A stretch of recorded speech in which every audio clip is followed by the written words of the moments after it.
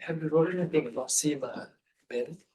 No, Petra is the person to talk to about all things Sīmā in Sri Lanka or in Southern Asia, Probably the Vinaya mistress. but particularly Sīmā. Sīmā Bachana. Here we go. We do have electronic copy. Do you remember Petra? Petra Kiefer Pulse? Or is it Prakvin that I inflicted Petra on? It was, seeing as I'm reading the dissertation, it's uncertain. Yeah. You have to. Sorry, in the German, you had him read it in the German too. Will translated it for me. Oh, that's good. Like we said, we cannot do this without this. Yeah. Yeah, I didn't realize she had that thing about Atma Bodhi. But actually, she's wrong. Well, good thing. See But if that's I'm still- convinced. But of I'm that. not arguing. And Nalini Balbir, do you know who that is? Nalini Balbir, she also wrote about, she hung out with Severus Pu Severus, the Cambodian philologist. Okay. Are we already online? Yeah, you're all good Yeah. to go. You've got 4 other people online. Okay, Cool, okay, so Um, should I do an introduction again? Or Oh, 3 others. you can introduce yourself, John. okay. So, no, I'm just curious. You can ask them to Yeah, turn their videos on if you like. yes. Would you know how to turn the videos on? Oh, they can do it themselves. They have to do it themselves. Okay, okay, yeah. So, yeah, why don't you give an introduction again?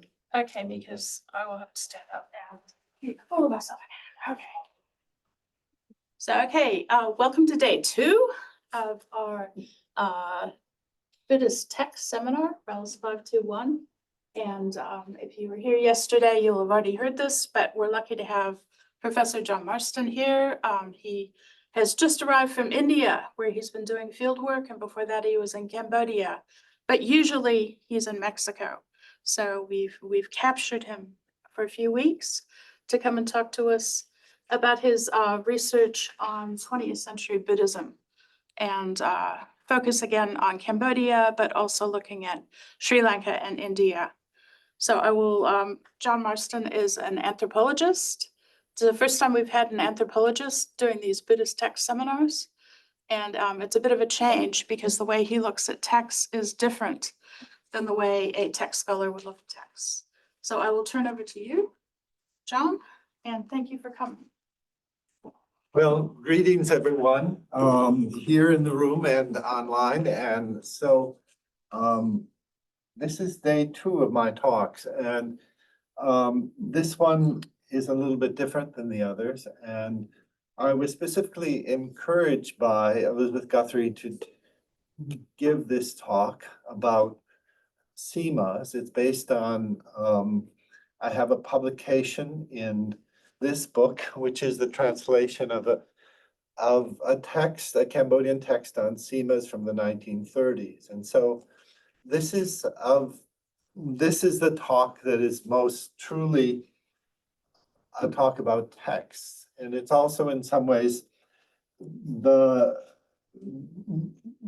talk that's furthest from what I normally do as a scholar. And so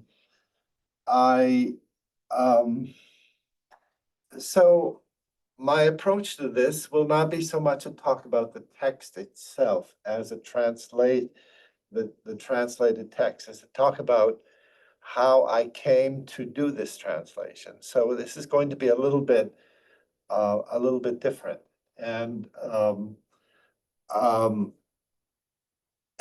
But I hope for those of you who are here who are interested in text, this gives you some sense of the complexities of the translation of text and the analysis of text. And this is also a text which has its own complexities in the way that it's a Cambodian text and yet is related to the Pali tradition.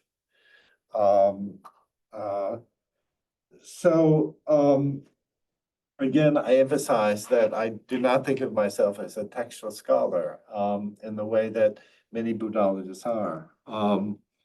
And the truth is, I come to this not really as an expert on Sīmās, although I hope that those of you who are present, who in many cases have more academic or personal experience about Sīmās may contribute to the discussion. And so this can be not just my presentation of expertise, but a dialogue about what Sīmās can be and what text about Sīmās can be. So despite this, and despite the fact that part of what I'm going to tell you is that this was a difficult process for me, and I have my ambivalence about the whole experience of doing this, this translation and the editing that resulted in its publication. But despite this, I hope that the end product, with the input of Jason Carbon and Eric Davis, and does give us a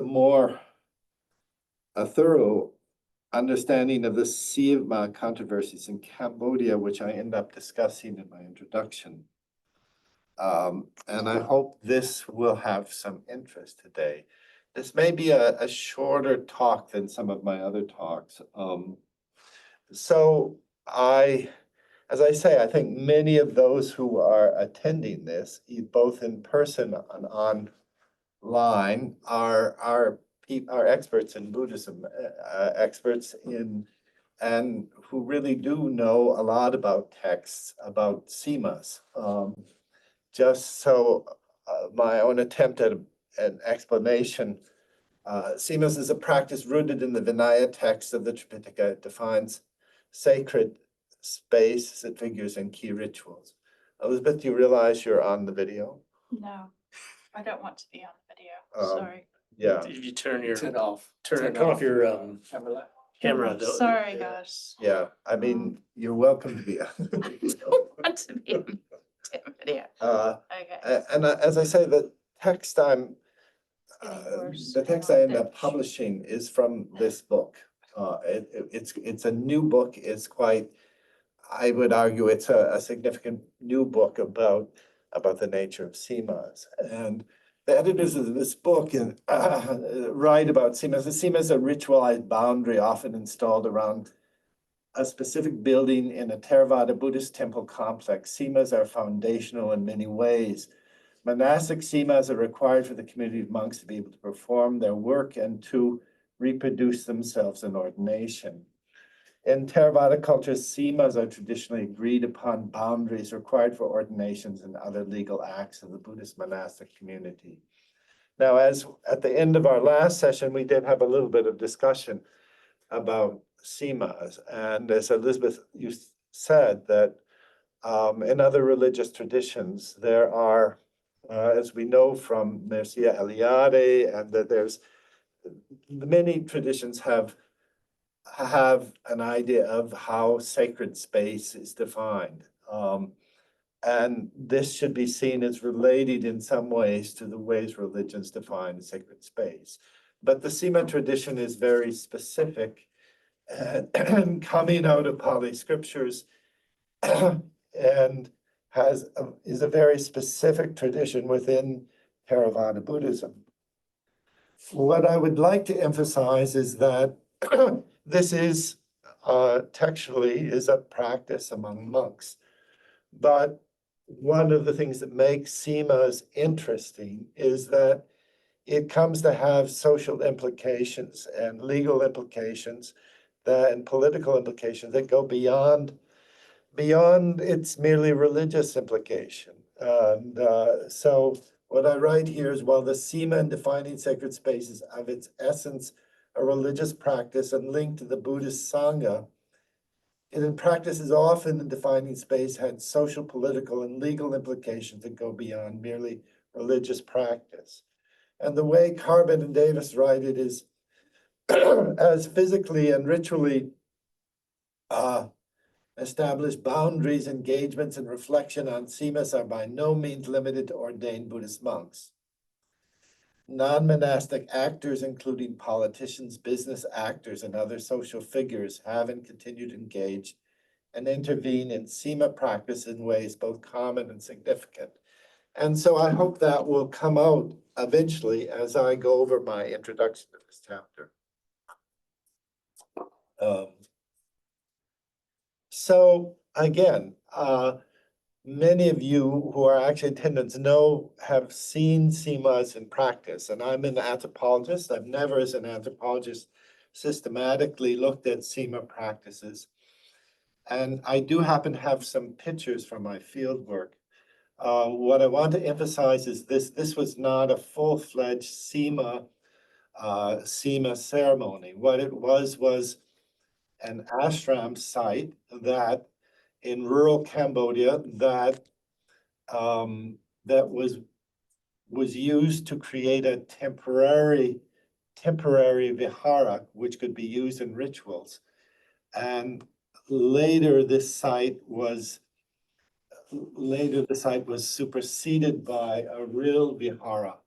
And so I happened to be there for this ceremony establishing Sīmās that were considered temporary.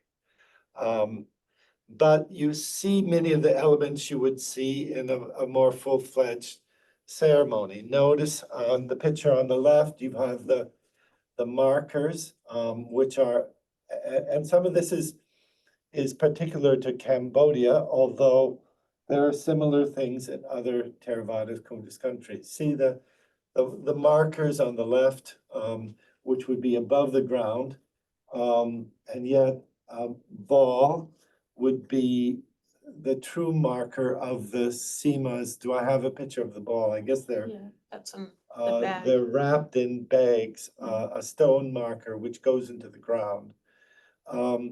Notice that a hole is made at the cardinal points. Eight cardinal points are the 8 directions around the temple.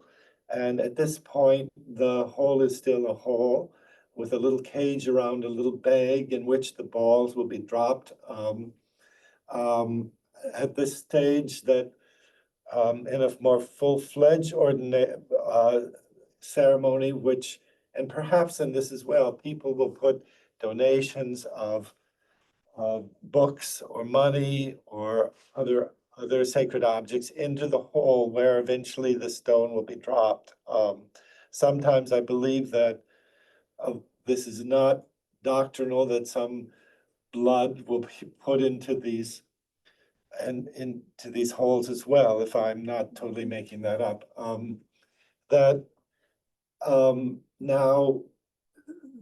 And this relates to questions about the texts, which we'll be talking about in our introduction, that in the Buddhist text, the original Pali text, it's clearly defined that there would be Sīmās in the north, south, east, west, southwest, northwest, northeast, southeast. But what is not defined in the original text was a central Sīmā, which occurs in the middle of the temple. And here in the second picture, you see the hole, which will be for the central Sīmā stone, which is a source of controversy among people who are trying to have the pure Sīmā practice consistent with the Buddhist scriptures. So here you see the stones wrapped in cloth. I guess I don't have a picture of the stones outside the cloth. You can see how the holes are arranged around the little thatch prawahi, obviously, as I said, a temporary vihara. And the role of women, donchi, in this case, very prominent. I think there were not yet that many monks at this temple. And here you see that the stone is suspended by a bamboo pole over the hole. And at a key moment in the ceremony, this will be cut and the stone will fall into the hole. And in actual in Cambodia, when it's a full-fledged Sīmās ceremony, this is the cutting of the rope, letting the stone fall into the hole will be done by a high-ranking official, often the prime minister of the country, or the king of the country in the times when there was a king. So the Sīmās ceremony has a political framework as well as a religious framework. And so I hope these pictures at least give you a rough idea of what is a more elaborate ceremony when it's done with a full-fledged vihara, which takes place over several days. So as Elizabeth mentioned, I've recently been to India. And so I just thought I'd add some pictures. To me, in all my work, what I'm generally fascinated with is the ambiguities of the situation. And things like, what do you do when things change and Sīmās are not so clearly defined as they once were. So yesterday I talked about a monk named Dharmavara Mahatera, who founded in either 1947 or 1948, a temple on the outskirts of New Delhi, which was called the Ashoka Mission. And Dharmavara was a Theravada monk. He always identified as a Theravada monk, even though he had connections with other traditions. And in India, the Buddhist tradition, the Theravadas have more association than they would with Mahayana Buddhists than they might in other countries. And over the course of the years, his temple, and among certain communities, this is a controversial thing, came to be headed not by a Theravada monk, but by a Ladakhi monk, who is the head of the temple at the present time, at a very advanced age. And so, in effect, the temple, which might have once been considered a Theravada temple, has become a Tibetan, a temple in the Tibetan tradition. So now on the left, this is blurred, even if you had, I've seen pictures of this before, but this was my own picture on this recent trip, that this is a building, was called the Sīmā Hall, and it was, this building was sponsored by U Nu, who was the prime minister of Burma in 1955. If the letters I seem blurred, but I believe in 1955, although I've seen it written as 1954. In any case, it was in the early 50s. It was a time when Burma and India were both newly independent countries, and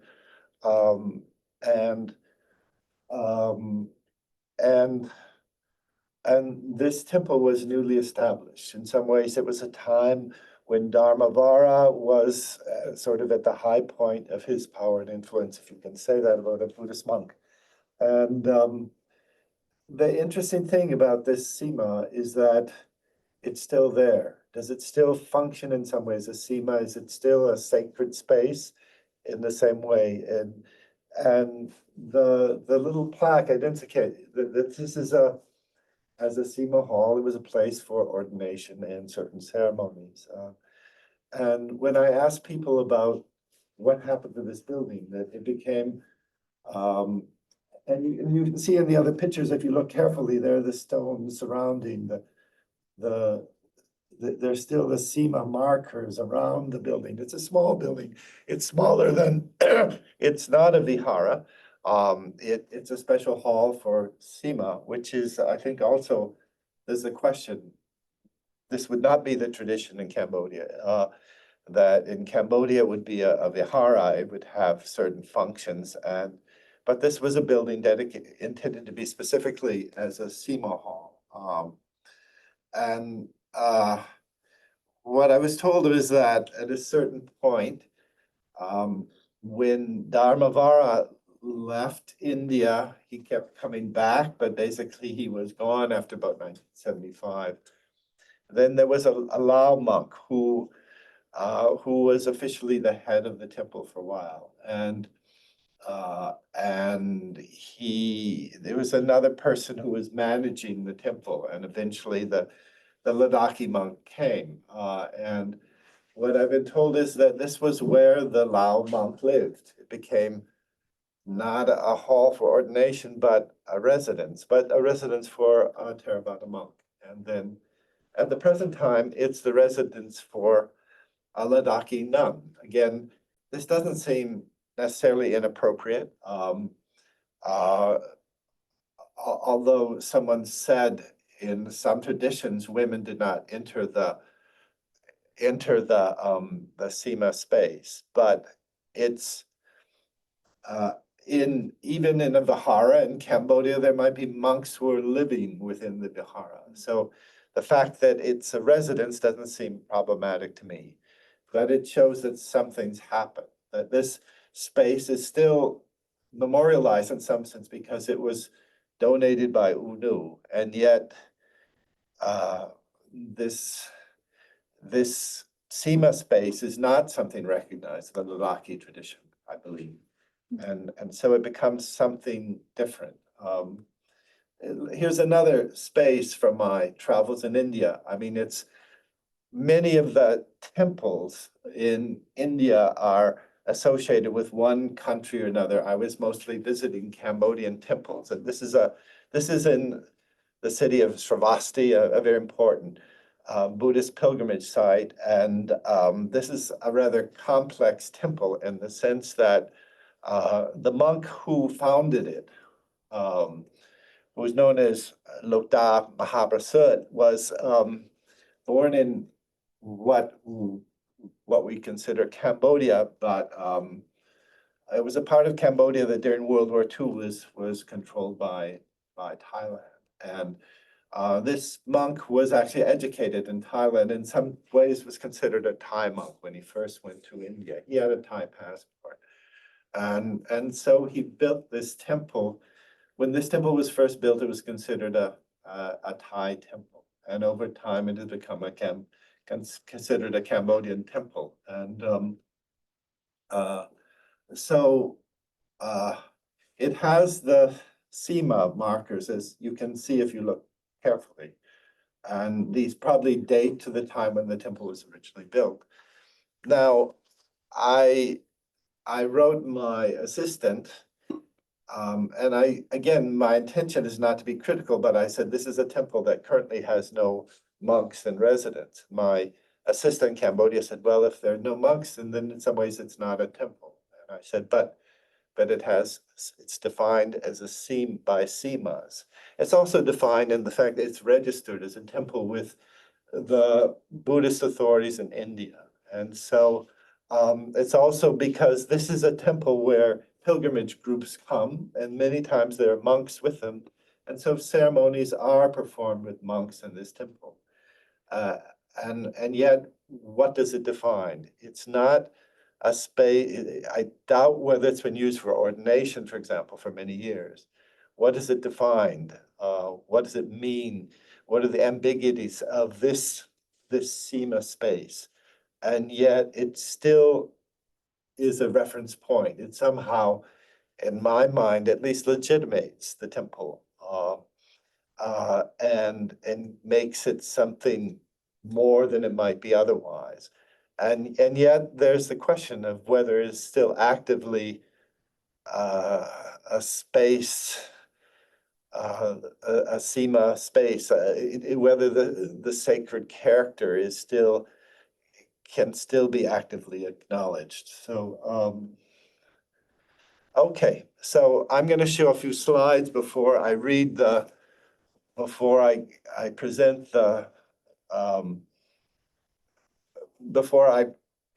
the introduction to my chapter, which is the main substance of my talk today. And these slides, I hope, give you some visual reference for the kinds of things we're talking about, because in a way we're talking about three moments in time, because the booklet that I translated was actually written in the 30s. This was at a time when Cambodia was still under French colonialism, but there were reform movements, there was publications of books about Buddhism, whereas before most of the Buddhist texts were palm leaf manuscripts. And there was new attention to the importance of the Pali scriptures, attention that perhaps Cambodia before this moment had not paid quite the same attention to the Pali scriptures as texts per se, as a basis for the religion. Perhaps that's an arguable statement.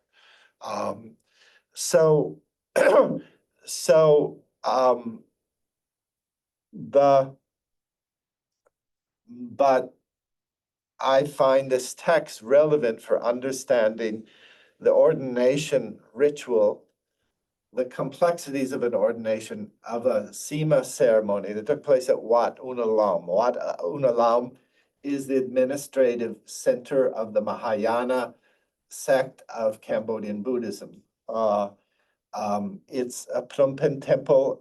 It's where the Mahanikai patriarch is resident.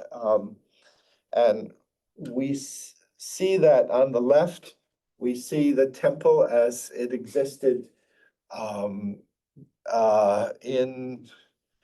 during the French colonial period. And then if you look at the temple, it says that the date of the establishment of the new temple is 2500 in the Buddhist era calendar, which would be 1957 in the Western calendar, which is when the Buddha Jayanti 2500 celebrations took place in Cambodia.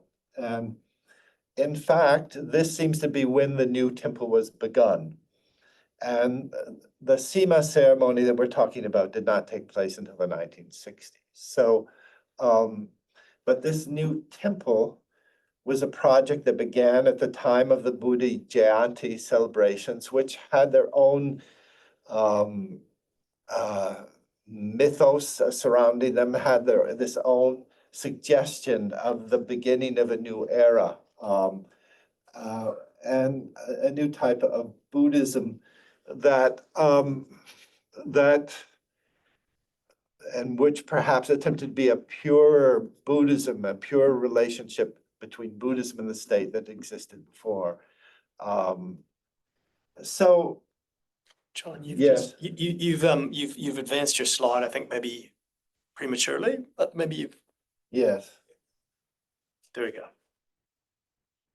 okay, but I am going on to the next slide now. Okay. But the picture on the left is the temple as it existed during the French colonial period. And on the right, you see Wat Unalam as it exists at the present time, which was identified as having building began in 1957, but was not completed until the 1960s. So the Sīmā ceremony we will talk about, took place in the 1960s.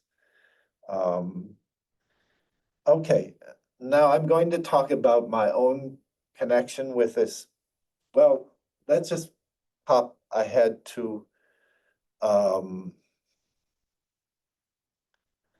the 1957 year was the year of the Buddha Jayanti, the 2500 anniversary of the Buddha's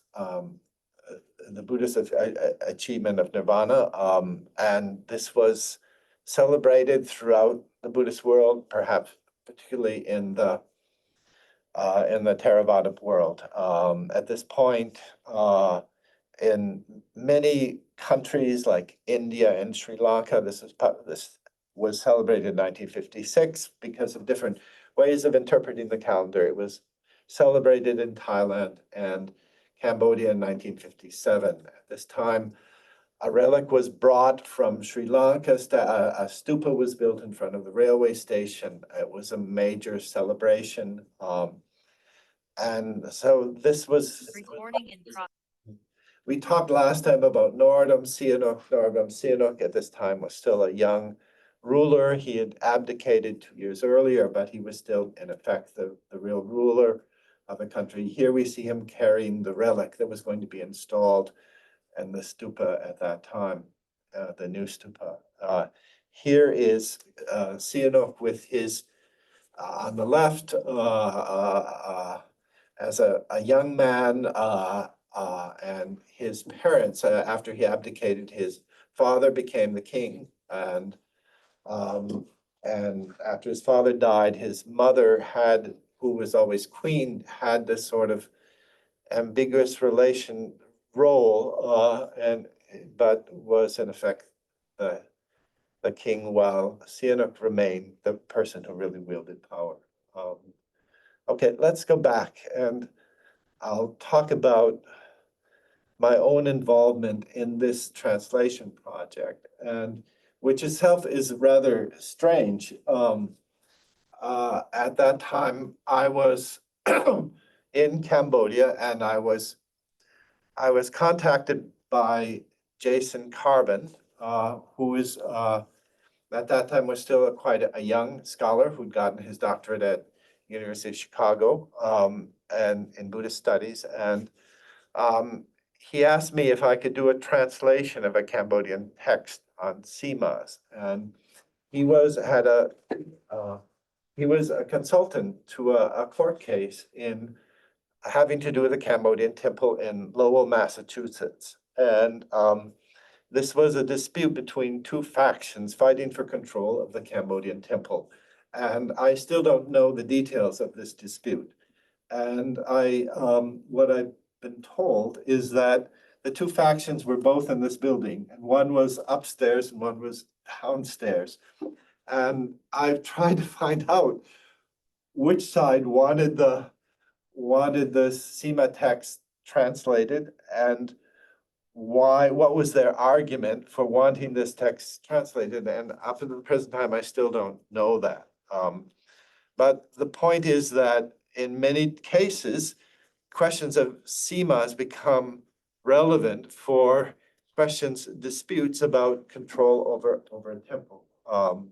Eventually, I know that at least one of the factions moved and created their own temple elsewhere in the Lowell area. And that's all I can say is that, but Jason commissioned me to do this translation. I did it together with my research assistant, whose name is Chuan He, and it was a lot of work. I was perhaps over my head, and yet, and I could not have done it without the help of my research assistant. And yet, we learned a lot. And at the time, we all said, "Oh, gee, wouldn't it be great if this could be published?" And I think Jason Carbon was saying the same thing. And so, some years later, we'd totally forgotten about it. Then Jason and another quite important scholar of Buddhism, who's also an expert on Cambodian Buddhism, were putting together an edited volume devoted to the issue of Sīmās. And they approached me and asked me if we could publish this text that I translated quite a few years earlier, together with Chuan He. And I said yes, thinking that it would be an easy publication. It ended up being quite complicated for various reasons. And so again, this is the book I'm holding up, which I highly recommend it for anyone who wants to study about Sīmās. And where to begin? I believe now this book, the text I was translating, was originally written by an important Cambodian Buddhist scholar who eventually became the patriarch. This is, I think yesterday we already began talking about Chu Nhat and Hu That. They were closely associated with each other. They were early scholars in the French colonial period. They, I think the story is that they were quite close as friends, even in the early days. They had a hunger for learning about Sanskrit. They learned Sanskrit from an Indian peanut vendor might have been in the early 20th century. Eventually, they went to Hanoi to study Sanskrit with scholars. They became professors in the Pali school in Phnom Penh, which had been established by the French, partly as an attempt to provide alternatives to Buddhist education that was taking place in Siam. They became associated with the Reform movement, which is there's a whole literature about this, and which I'll talk more further on. That is to say, they were interested in using Pali text as the basis for practice, and within a certain tradition. The Reform movement relates to Reform movements that were taking place in Thailand at the same time. This more senior figure was Junat, but his younger colleague, who became the head of the Pali school, and eventually, after Junat's head, became the patriarch of the Mahanikai sect. That these are towering figures in the history of Cambodian Buddhism. And it was Hutat who wrote this text we're talking about in the 1930s. Maybe I'm getting ahead of myself because I believe this is now what makes the translation complex is that the text is in Khmer language and yet is a Khmer text that summarizes materials that were written in Pali. So here's something that we wrote in the introduction to the translation. Given that Hutat's Khmer text is a summary of, at times, even a translation of Pali passages, there's a certain semiotic complexity to the exercise represented by our translation. Approaching in places a translation of a translation. Our goal here is to translate to the best of our ability the Khmer wordings and phrasing, acknowledging that the Khmer passages use and refer to Pali terms and sentences or Khmer versions of Pali words. The pamphlet represents local tradition in the process of conversing with and representing translocal sources. While it is not entirely clear which versions of the Vinaya the author and reviewers of the Khmer text utilize, references to Pali sources text, Pali Texas editions are given in the notes, as well as to places where those Pali texts are well translated by others. These references help show the parallels and departures between the texts, even if some issues remain unresolved. So what I'm saying is that when I originally translated the text, I was attempting to translate a Khmer text. I'm not a scholar of Pali. And so, but once we began submitting the text, showing it to other scholars, and a major contributor to this book is Petra Kiefer-Pultz, who is a major scholar of Pali with an emphasis on the Sīmā tradition. Then there became the question of where what seemed like an adequate translation from the Khmer to English, but did not necessarily reflect a good translation of the Pali, then what do you do? And this was not easy thing to resolve. And I fought saying this is a Khmer text, not a Pali text.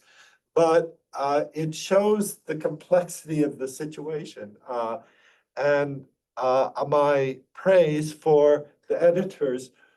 And there were times it would seem like we're just going to give up on the whole thing. But I pushed, partly because they were the ones who had invited me to submit this text, and I'd already felt like I'd put a lot of work into it. And Jason Carbine and Eric Davis had to put a lot of work to basically for all these terms,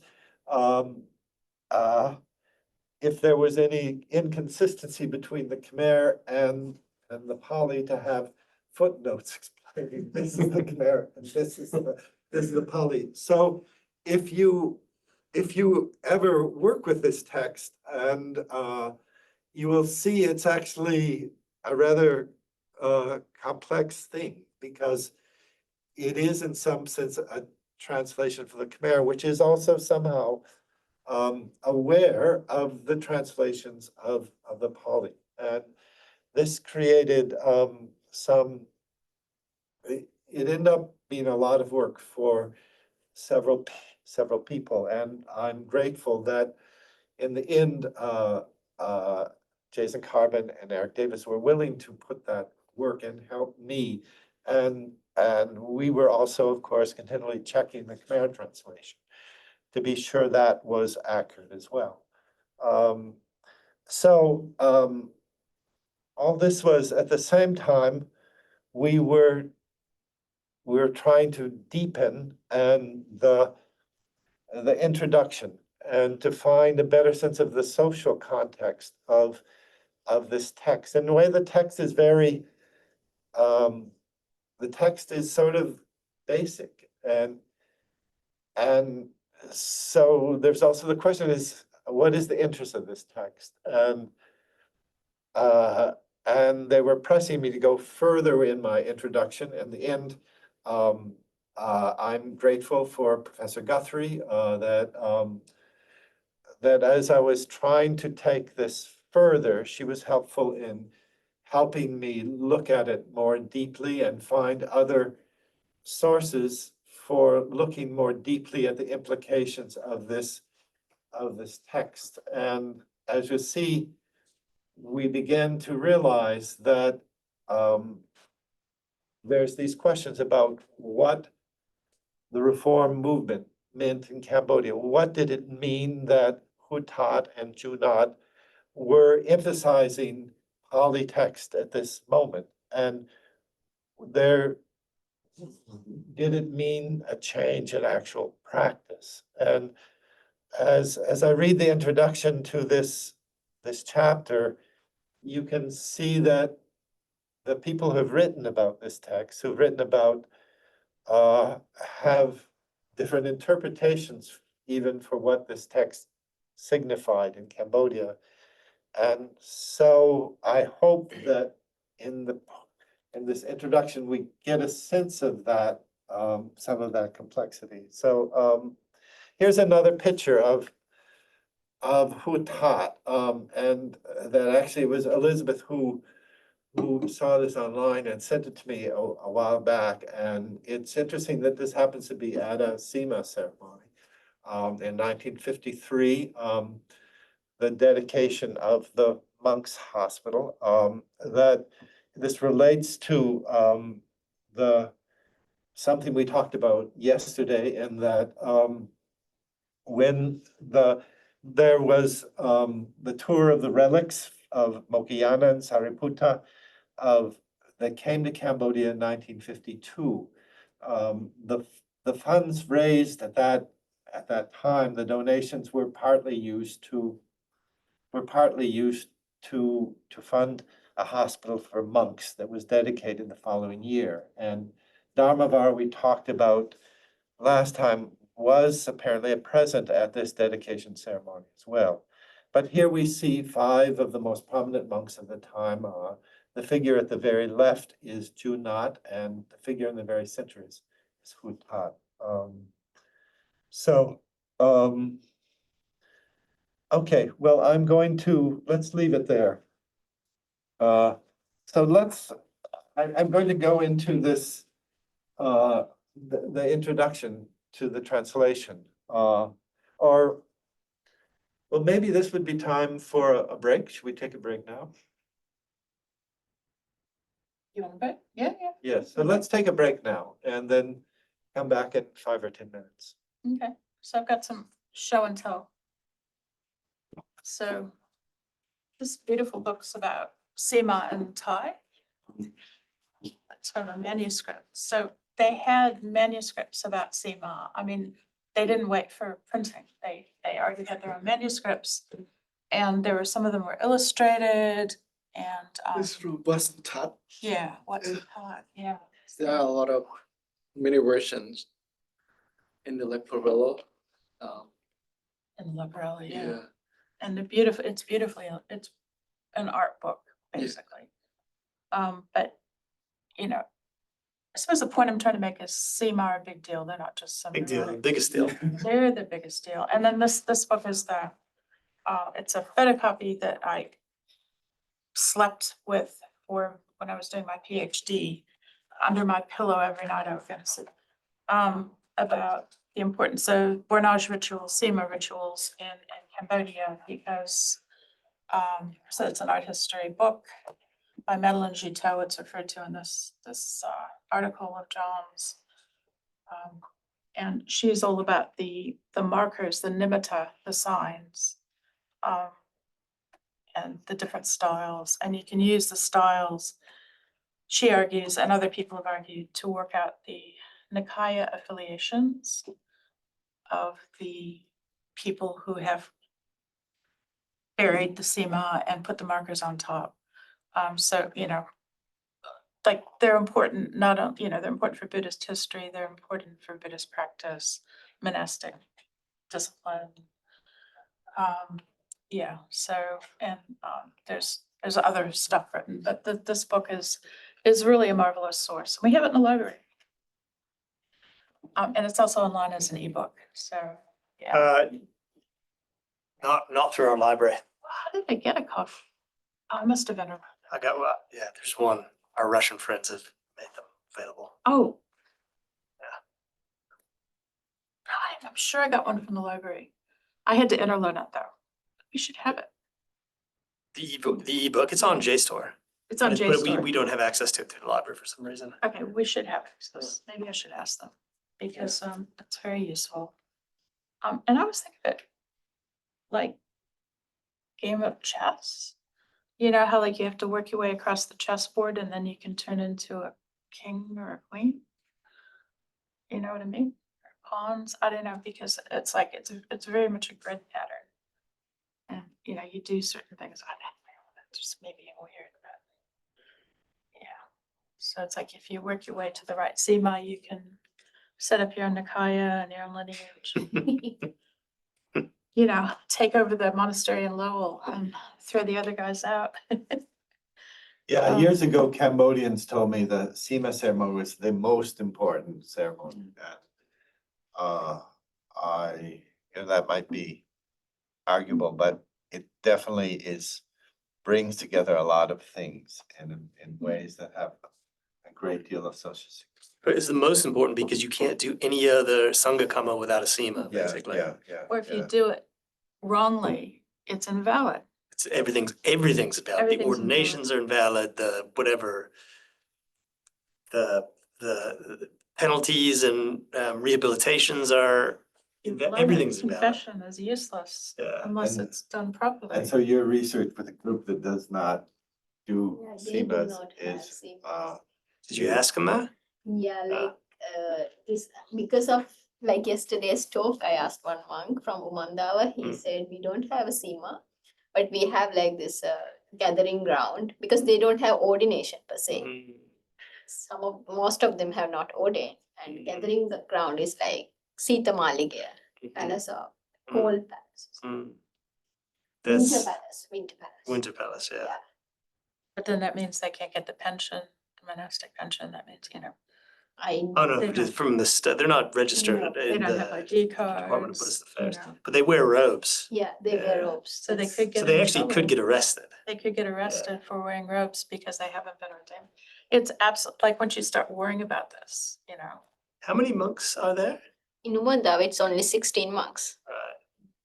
It's interesting that no one's tried to, because in the Buddhist temporalities ordinance, they can be arrested. Because like I think Samantabhadra is ordained. He is ordained, yeah. Yeah, but not the others. Yeah. And he has a lot of like powerful connections Yeah, with yeah. the state, so. And then just, do you need to get up and take a break? well, the idea was we were gonna take a break. Okay, but, I'm sorry. And you were the Is one my who was saying yapping we should be taking sure you to back? have breaks, but. Sorry, I'm Now you're transgressing. I'm listen, I'm Screw all the time. So Ah. on Thursday, we're talking about reestablishing the monastic. You're talking about it Right. in 1979 in Cambodia. So is this a valid ordination? Well, Probably. I would argue that it did take place at Wat Unalam, and the question if Wat Unalam did not lose its, well, anyway, we can talk about this later, because, but what I was told, and is at the end of this, is that the Sīmā ceremony was performed 3 times, once publicly and twice secretly. And you would hope that at least one of those had some validity. But as an anthropologist, I feel like in the end that if society and the state recognize it, then it's real. And ultimately, there'll be people who argue about it, but in the end, if it's sufficiently, if it has, once it has state and social recognition, then It's like the then ordination that's of it. bhikkhuni. If enough people believe in it, Yeah, then you can have bhikkhuni again. Yeah, okay, but let's take a break. I'm going to take a break. sorry. So Lizzie, you're recording these. What are these are just, you're holding on to these or No, you're I'm not. I you're just got posting the them? first one last night. Okay. Dean says he knows how to post. Yeah, because we have a, well, this is what we do with Trents. We have a YouTube site for the uni. So you can send them there and I talked to Dean and said, look, I don't know what to do with them. He says, I'll give them to me, so I'll do it. So is that yeah, okay? yeah. So that's, yeah. You get somebody to do it, he said. Dean said he'll. There's, you just send them to the. Oh, no, he knows who to send it. He Yeah. knows the magic. Here we go. Like Trent's already online. We have a, Yeah, no, he told me how to find out. Yeah. You reassured me. I'm going, what are we gonna do? So people get like in quick payments.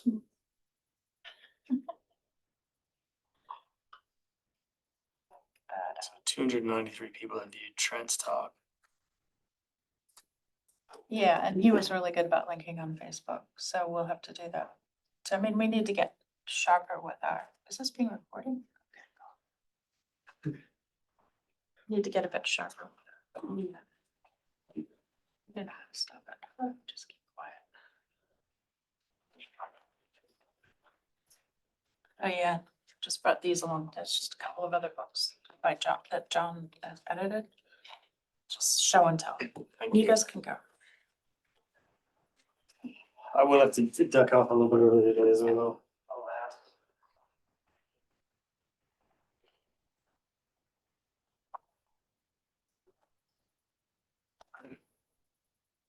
Is Angela online? She was. Oh.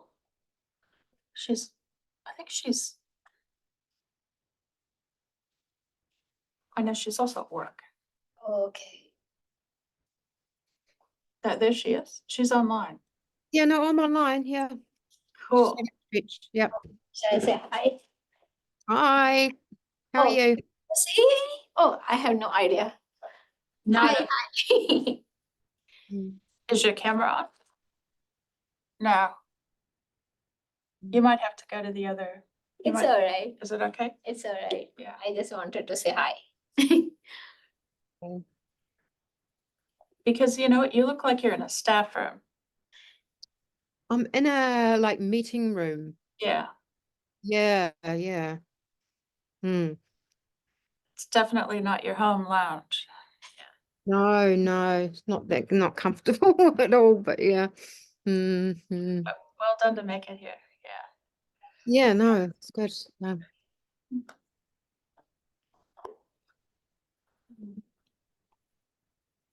So I wish you could see these books. So some of the temples at Angkor have Sīmā, Yeah. but most of them don't seem to. Which raises lots of questions, like, they Theravada. So Prayapali Lai, I think, has Sīmā. Like Tibetans drive daggers into the soil in the cardinal directions. So I guess Nepalese do. Chinese have ordination pavilions. So it's like each Nikaya has its own ordination and, consecration system. So it's not universal. It's, like even though, and that's what that Thai book explains very clearly that, like in the Vinaya, it says a tree can be a Sīmā marker, a river can be a Sīmā marker. So like this anxiety about stone bowls and carved leaf markers is obviously cultural. Like,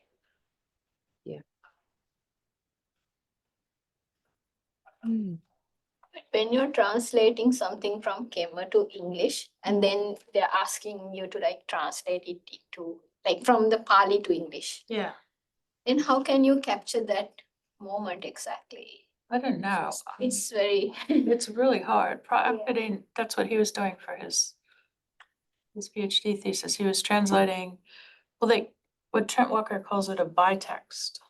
So it's like sort of a mixture of Pali and the vernacular, whatever the vernacular is. And it's like, it just increases the amount of languages you need to know. Yeah, you have to know both language, at least if you are dealing with the bilingual text, especially the classical one, which is Bali or Sanskrit, and then there is a vernacular translation. Sometimes the translator elaborate on the meaning, sometimes it's not explicit meaning. They add it on, which we call like commentator, okay. a commentarial portion. But if the Pali portion was translated explicitly, so we would say this is the annotation. So as a philological text, so there's a different kind of bitext. So which can be a commentarial exegesis, or it can be a philological portion. So it's Yeah, but at the same time, like if you're translating it from Khmer to English, then you can understand that social context, because why they were like yes. not translating everything, but translating some parts of it, right? Or like Plus, every changing it. couple of generations, the language changes anyway. So Yeah, The exactly. translator, we are dealing with the complexity Yeah, of exactly. the translation of the translation. Like John's dealing with like the translation of the Khmer into English, in the which is- 1930s. which is the Khmer, the Khmer translation, also the translation of the Bali. Yeah, Then sometimes it's not explicit translation. I mean, like the Khmer translation of the Bali might not be the explicit translation of. yeah, that's why I was interested in that. Why is that? Like the social That is change, right? challenging that we are Exactly. experiencing. Layer upon layer. Yeah. I have read some parts of this New Movements book because it's a bit relevant to my work, I guess. But that's very old. Yeah, still I was trying Seems like yesterday. to. Translation is important. Yeah. The translation is a very, very it important. has its own difficulties, and Yeah. it's not as straightforward as we maybe once thought in our night. Yeah. What I love is I've been using Google Translate a lot because I work a lot on stuff I find on Vietnamese Buddhism online. And I know it's wrong, but I can see like in 20 years, like that will become the dominant form of translation. And I think, oh dear. Yeah, because Yeah. because one of the monks I'm studying, he has translated like Tripitaka to simple Sinhala, not Yeah, like it was yeah. already there. Yeah. But he has not translated Abhidhamma section, but he is telling that Abhidhamma is not for people, it's for gods. So that's what it's It's a good strategy. yeah, so I mean, we do it. This one is really interesting. Yeah, it's really interesting. it's so pretty, I can't understand This is it. very pretty, and there are Why do I think it's two types interesting? of column script. Even the script. from the manuscript point of view. Yeah, from the manuscript point of view and the script use. So, Well, shall I? Okay. No, we're yeah. just.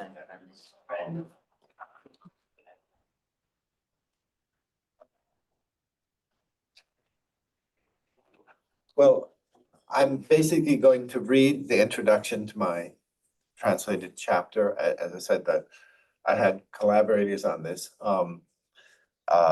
Chun-Hu on the translation, and Elizabeth contributed to the introduction as well. And so this will be my reading, and yet I hope I can make comments that will help sort of make this a bit more interesting.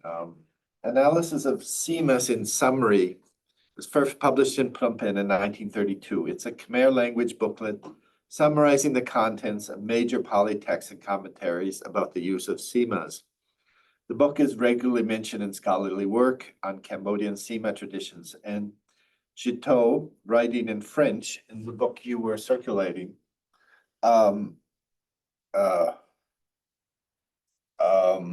provides a detailed recapitulation of its contents. The author of the book, Samdat Hu Tat, who we see in this picture, who would eventually become the Mahanikai patriarch, is one of the key Cambodian monastic figures of the 20th century. Above and beyond what the text offers us as a summary of canonical writings, an example of a well-known text by Hu Tat, the text has been interpreted by scholars as connected to changing attitudes toward Buddhist text and practice in the Reform schools associated with Hu Tat. Perhaps the best way of putting the text into context, and thus the shorter version of it, translated in the second part of this chapter, is by talking about Hu Tat and its connection to the Reform movement. Hu Tat, born in Pungspur province near Udong, was ordained in 1912 at Wat Unalam in Phnom Penh, the temple administratively at the head of the Mahanikai order. Here he met the older Samdat Junat, with whom he is closely associated. And Junat, as I said, is in this picture too at the very left.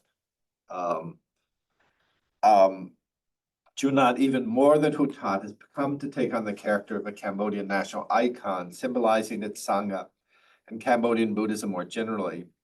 As young monks in early 20th century colonial Cambodia, they pursued their studies assiduously, taking advantage of new opportunities for study and fully exploring the intellectual movements within Buddhism of their time.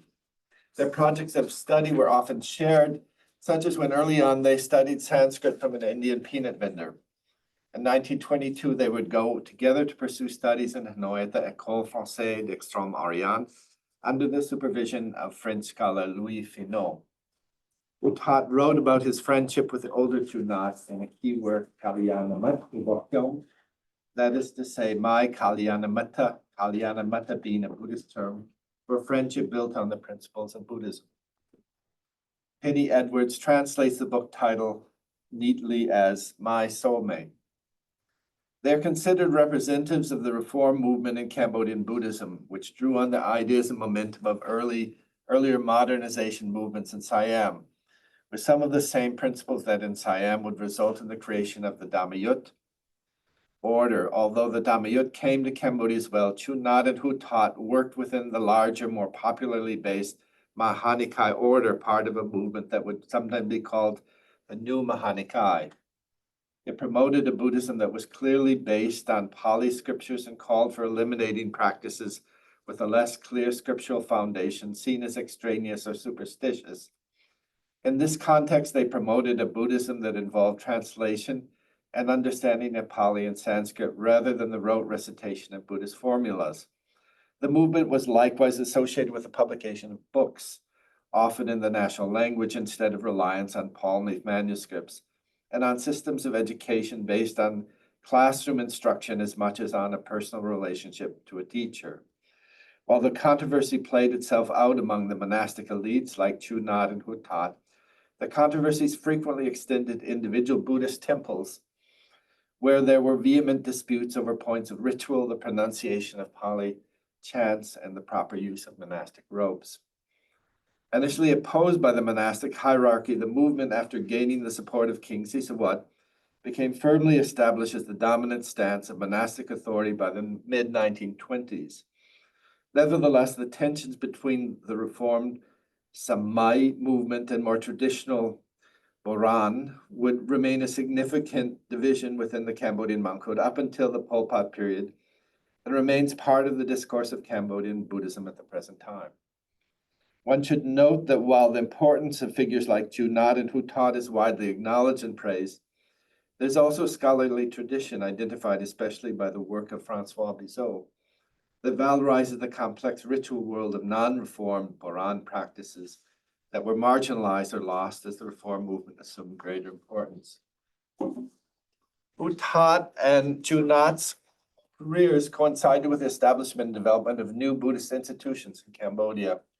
As Hansen and Edwards shows us, the French policy of building up Buddhist institutions was motivated in part by the desire to curb a tendency within Cambodian Laotian Buddhism to see Bangkok as the center of monastic culture and education by building up comparable institutions within French Indochina. After a brief attempt at creating a Pali school at Angkor in 1909, the École de Pali, later called Superior de Pali, created in Phnom Penh in 1914, would prove more durable, and the careers of Hutat and Junat developed in connection with this institution, where they both taught soon after its creation. In 1924, after returning from Hanoi, Hutat was appointed professor of Sanskrit at the school. Later in 1930, Junat would be the director. The National Library was created in 1921 and was involved early on in the publication of Buddhist texts, including books by Junat and Hutat and the longer version of the booklet translated here. A Tripitaka Commission was founded in 1929, headed by Louis Aim, at that time the director of the École Supérieure de Pali, devoted to creating a complete bilingual edition of the scriptures in Pali and Khmer. Hutat and Junat were connected with this project over the many years of its existence. They would also be closely associated with the Buddhist Institute, founded in 1930 by French scholar Suzanne Capelles of École Française d'Extrême-Orient, whom they had come to know during their time in Hanoi.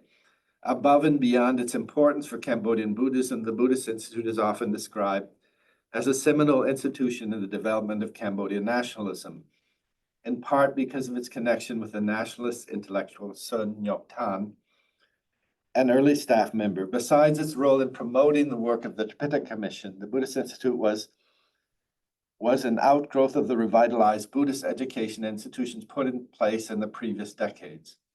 Its mission was to respond to the needs of the Pali schools, libraries, museums, and other programs that had established to promote and study Theravada Buddhism. The book translated here appeared in 1932. That is, at a time when at least some of the major battles over Reform Buddhism had already been won, but relatively early in Hutat's long career, 11 years after the creation of the National Library, which published it, and only 2 years after the creation of the Buddhist Institute. It reflected the goals of the institutions Hutat was affiliated with, and is often interpreted as suggesting his approach to Buddhist practice. Junat would become the patriarch of the Mahanikai order in 1948, a position that gave him great prominence at the time of Cambodian independence, and through the period when Norodom Sihanouk was in power. Hutat, who is the head of the Buddhist education during that period, was regarded as the second-ranking monk in the Mahanikai order. He became its supreme patriarch after Junat's death in 1969, and would have that position through the turbulent period in which Sihanouk was deposed and the country fell into war. From the beginning of his career, Hutat was closely associated with the text of the Buddhist scriptures, most focused on monastic discipline and procedure, the Vinaya.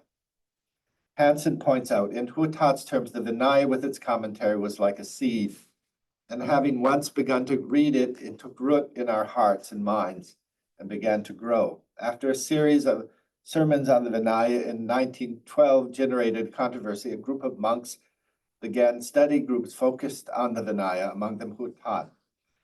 Early in his career, in 1918, Hutat wrote a book on the monastic regulations for novices, Samanera Vinaya, because he anticipated controversy, asked Junat and another reformist monk, Umsur, to add their names as co-authors of the book.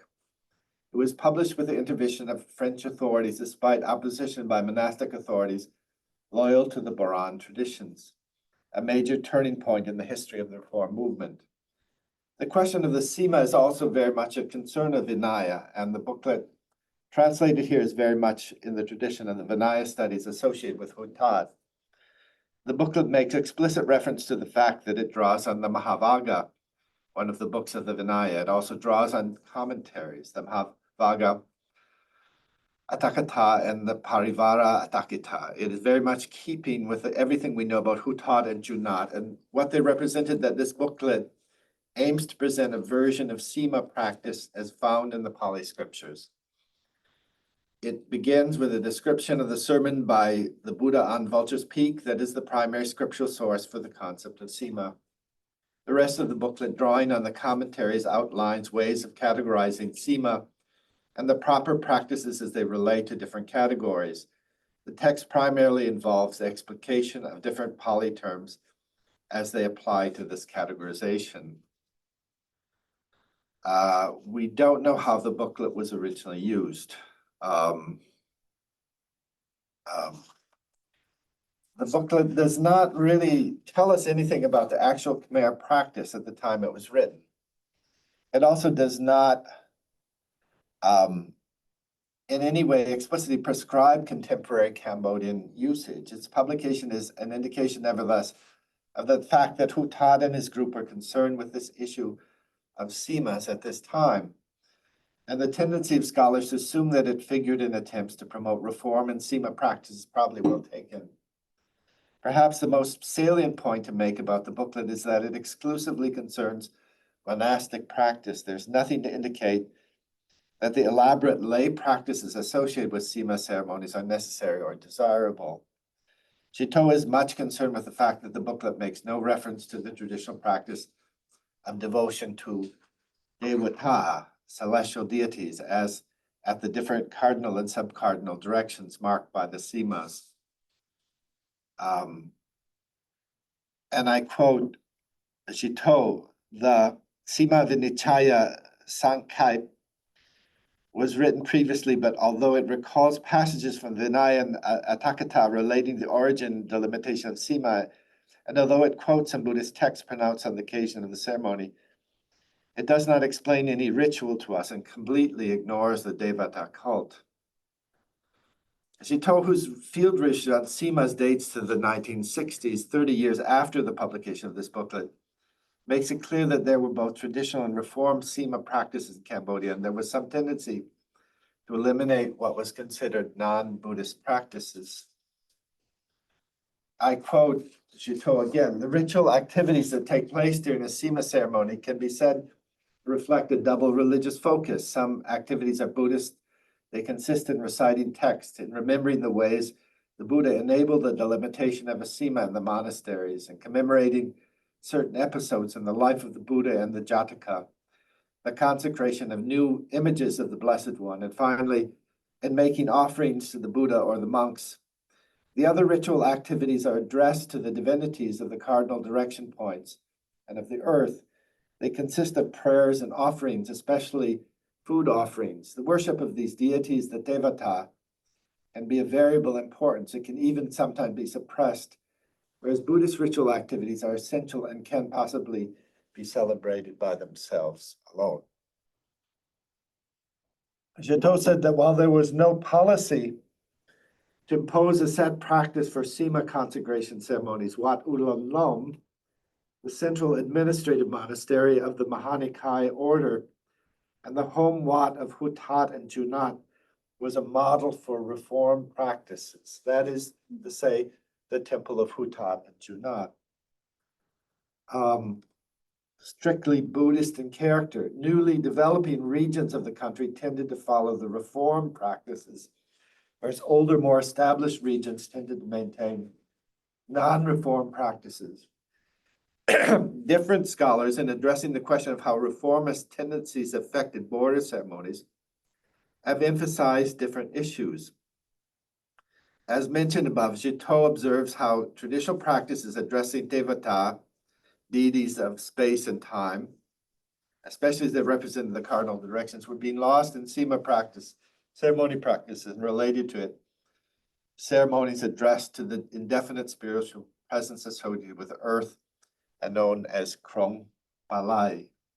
Elizabeth Guthrie has described the decline in frequency of performance of the Maravijaya in conjunction with consecration ceremonies, including Sīmā ceremonies, although some of the restrictions she documents date before the publication of Hutat's booklet. Ashley Thompson describes the use of the leaf-like ritual object called the bapil in establishing sacred boundaries in various rituals, including that of establishing Sīmā, although she's not concerned with any decline in its usage. It likewise may also be described as part of a conjunction of Boran practices that would have become less frequent in reform-oriented temples. At the heart of this discussion, the most relevant to the text translated here, or at least scholarly discussion of it, is the significance of one Sīmā placed at the center of the vihara rather than, as all the others are, bordering the space around it. This is called the Sīmā Kila, or Sīmā Kul, or in Western literature on Cambodian Buddhism, the Indakil. So back to these pictures, notice that in the second picture to the left, there's a Sīmā that is right in front of the Buddha image. And the thing that makes this controversial is that in the original Pali text, there's no mention of there being a Sīmā in this location. Discussion of the Sīmā Kul and its relation to the other Sīmās is prominent in the literature on Cambodian Sīmā practice, such as work by Pore Maspero that describes the Sīmā as representing the parts of the body with a Sīmā Kul as the navel. She writes, the roots of a Sīmā represent the various parts of a human body, the one in the center being the navel. The village land where a house is to be built has a navel. The central Sīmā, called Sīmā Indakil, is the most sacred. The navel of a private land is endowed with qualities such that one should not build on it. Ashley Thompson similarly gives great symbolic weight to the central Sīmā. A key question is whether, as some scholars have suggested, that Sīmā Kul was among the practices that reformists like Hutat or Junat tried to do away with. Ian Harris states that Hutat argued that there was no Pali basis for the use of the Sīmā Kul, although the evidence for this is not completely clear. Harris writes that Hutat's short work, the work translated here, first published in 1932, fits in with this effort remarkably well. In conformity with his training under Louis Finot, the work is an attempt to strip away non-canonical, i.e. Brahmanical and superstitious accretion from the Sīmā planting ritual. One of Tat's primary conclusions is that the Indakil is unknown in Pali sources, which also have nothing to say about the cult of divinities, at least in the context of ritual boundary formation. Nevertheless, supporting this with a reference to the longer version of the booklet translated here raises problems, since it does not, as we have said previously, make any explicit prescriptions for contemporary Cambodian usage, and makes no reference, positive or negative, of the Sīmā Kul. This suggests one of three possibilities: that one, that Harris felt that the fact that the Sīmā Kul was not mentioned was sufficient to indicate that Hutat opposed it, or two, a separate text exists, not referenced by Harris, on which Hutat is explicit in opposing the practice of the Sīmā Kul, or that three, that Harris knew of Hutat's opposition to Sīmā Kul usage from other sources, such as interviews, but introduced it here in a way that is slightly misleading.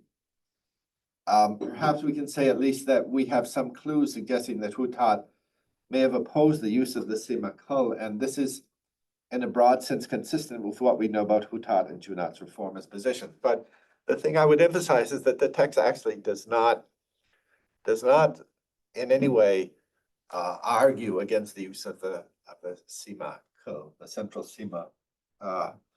This brings us to, and this is, I think, the most interesting thing I found, the more complex and contradictory case of the Sīmā concentration ceremony at Wat Unalam.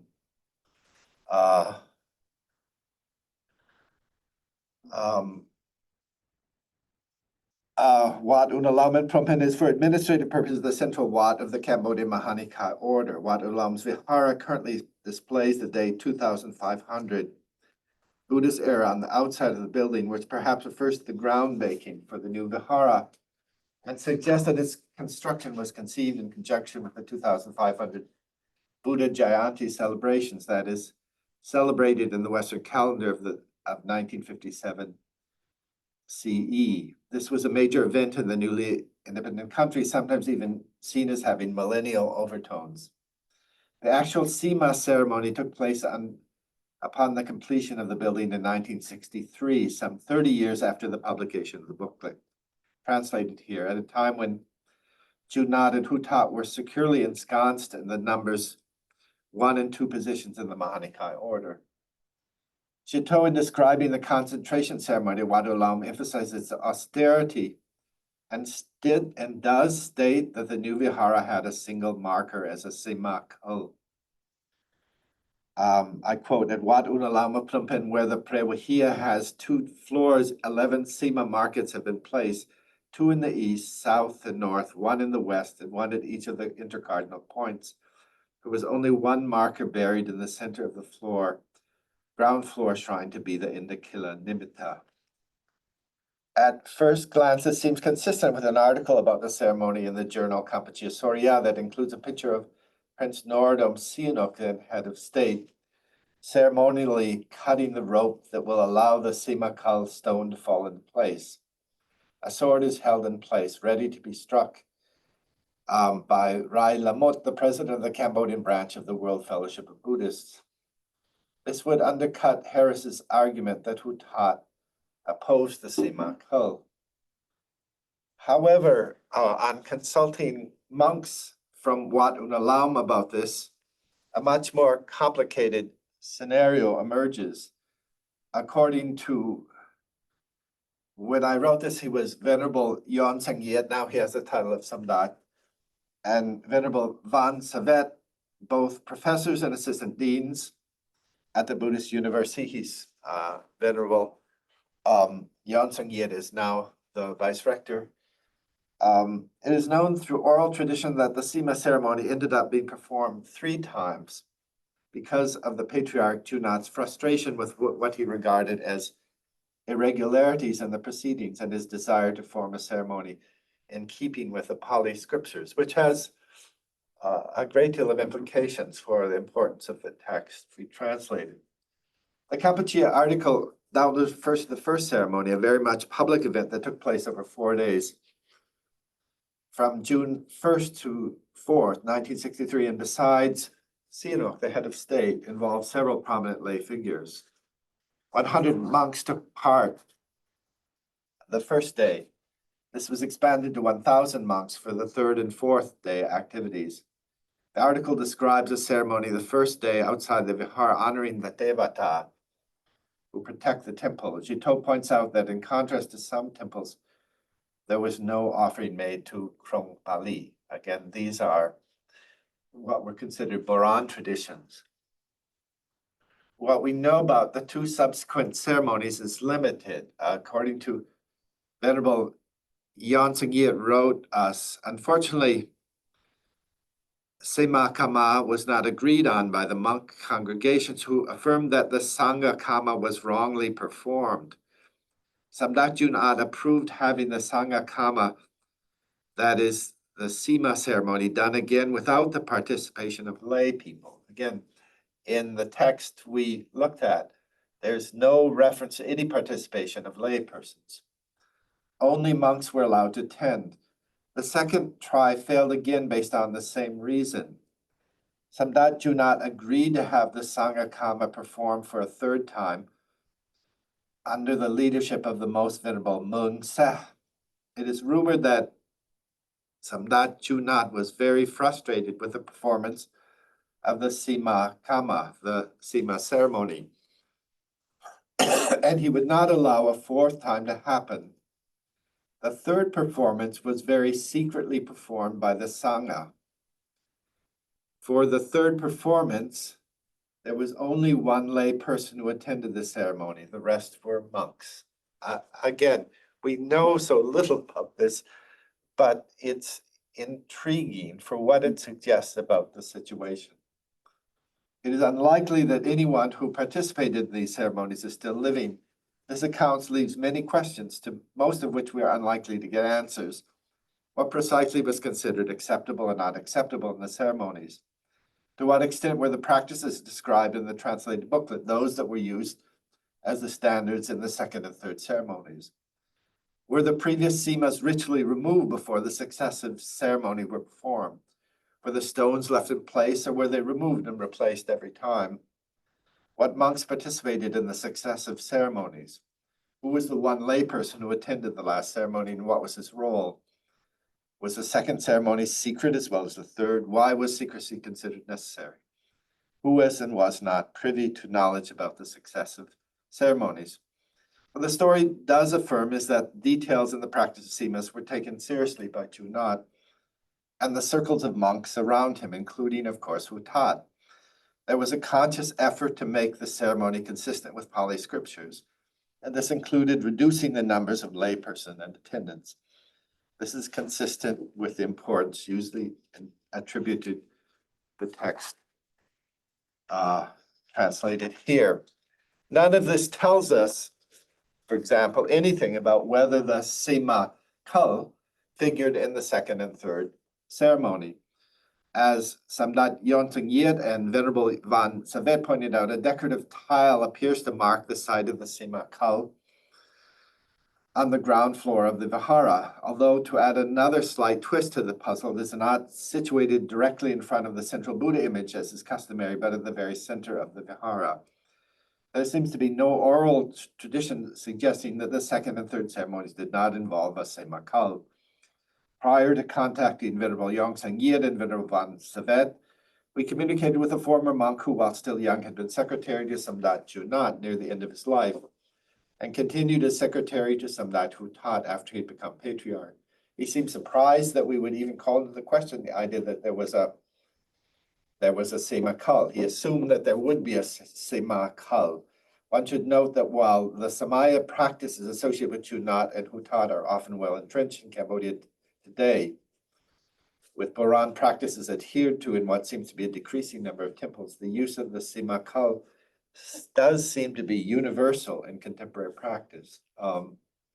Speculation on the political implication of the story runs the risk of lending itself to narratives biased for or against Sihanouk or other political figures. It goes without saying, however, that restricting the lay presence at the ceremonies meant excluding Sihanouk and other political royal figures from the event. If the successive ceremonies were primarily motivated by the desire to adhere to Pali scriptures, this also meant removing them from the taint of secular power.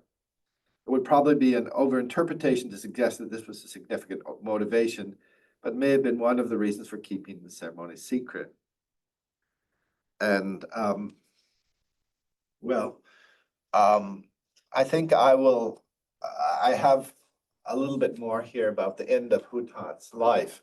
And he was patriarch at the time that Cambodia fell to the Khmer Rouge and seemed to have been assassinated in the early days of the Khmer Rouge period. So just some comments putting this into the context of my work. And as I say, I'm not a specialist on Sīmās, and yet this does in some sense relate to some of the things I talked about yesterday. And we see a moment of Buddhist transition, which is also social transition. Now this moment that this was happening was also the time that that Dharmavara Mahatera was a figure. And what we found in the case of Dharmavara was that he came to Cambodia in the 50s at a moment when the role of the Mahanikai sect was not so clear. And generally, the idea that figures like Junat or Hutat were at all politically controversial is not mentioned at all. But if we look at minor texts, commentaries by American diplomats, we know that figures like Junat and Hutat actually were in the 50s perhaps not so well connected to the king, to the royal family. And there was an association with some of the people who were calling for a republic like Sonoktan. This dated to the time of the early years of the Buddhist Institute, in which Suzanne Karpeles was. So the fact that one interpretation of all of this is that Junat and Hutat actually did not welcome the presence of the king in these ceremonies. That's only one possible interpretation. This was in the 50s. There seemed to have been moments where perhaps Dharmavara was a rival to Junat and Hutat. And there was this one reason Dharmavara was asked to stop coming to Cambodia, was this feeling that he perhaps he was close to Sihanouk and perhaps represented a threat to them.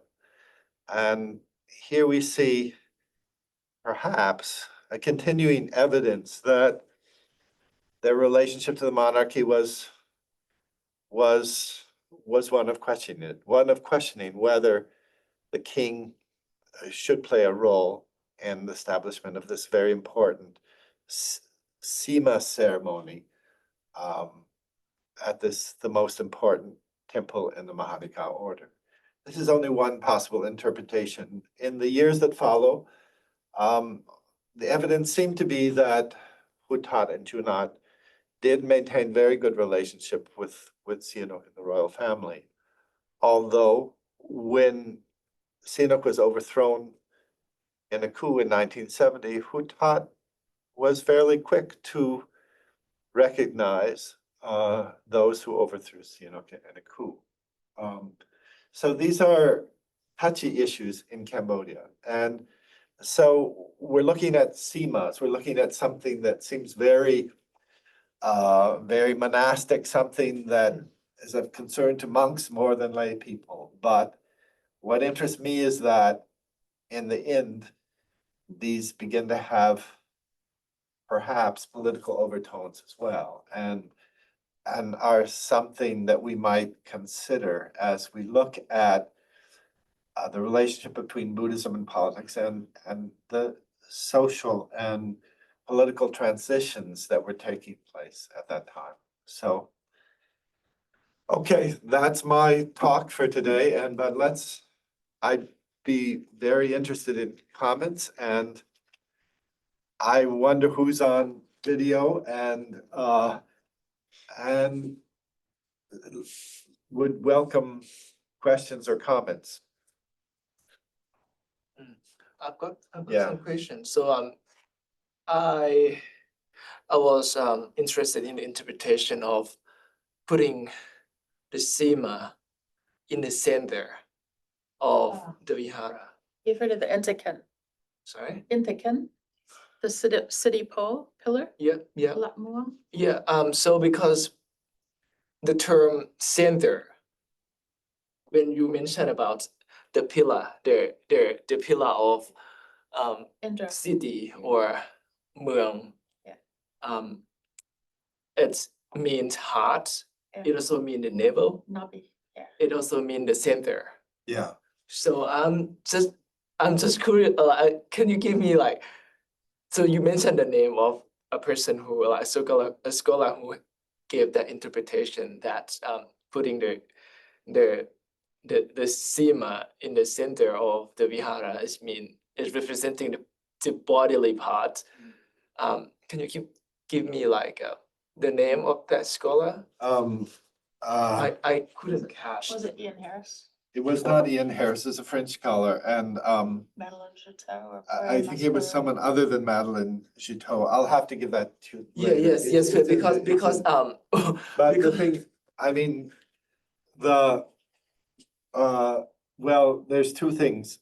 One is that but this seems to be a universal practice in Cambodia, and no one seems to be questioning it, despite the fact these scholars questioned it. I don't know whether that it is, whether in Thailand it's any different. But and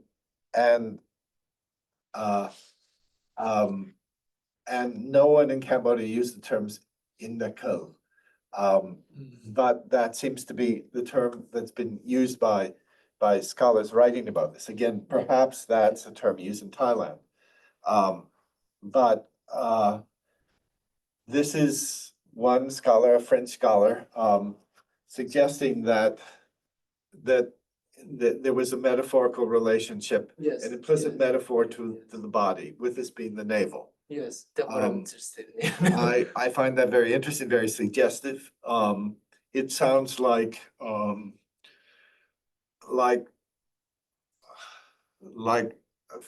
something the French would say, and like, No, it's more than that. It's like, for example, they call that in Bali, in Yeah. Indonesia, they have the Okay. Intakin. It seems to be like anywhere in hand, well, what does Inda imply? Indra. Yes, but does Indra suggest the navel? No. No, Where do we get the navel idea? I mean, is Okay, that so- is so that the- in so- Pali so scriptures? Kila is the um, dagger, the vajra that is thrust into the earth. Okay, but the question is, the idea that it's Each- not just a dagger, it's not, it's actually No, a but- navel. yes, Where does that come from? So that's the center of the earth, or the mandala, where the Well- Buddha reaches enlightenment. well, the term in Thai we use hataya. Yeah, Hataya means heart. Like hataya. Hataya, Yes. it's a heart. But when you mention the term hataya of the city, people call it the navel of the city. It's also Okay. the, it's also the navel. But I actually don't know where this idea no, originated. I mean, I don't mean to be putting that down. Yeah, But yeah, because I don't know this literature, I'm just being annoying.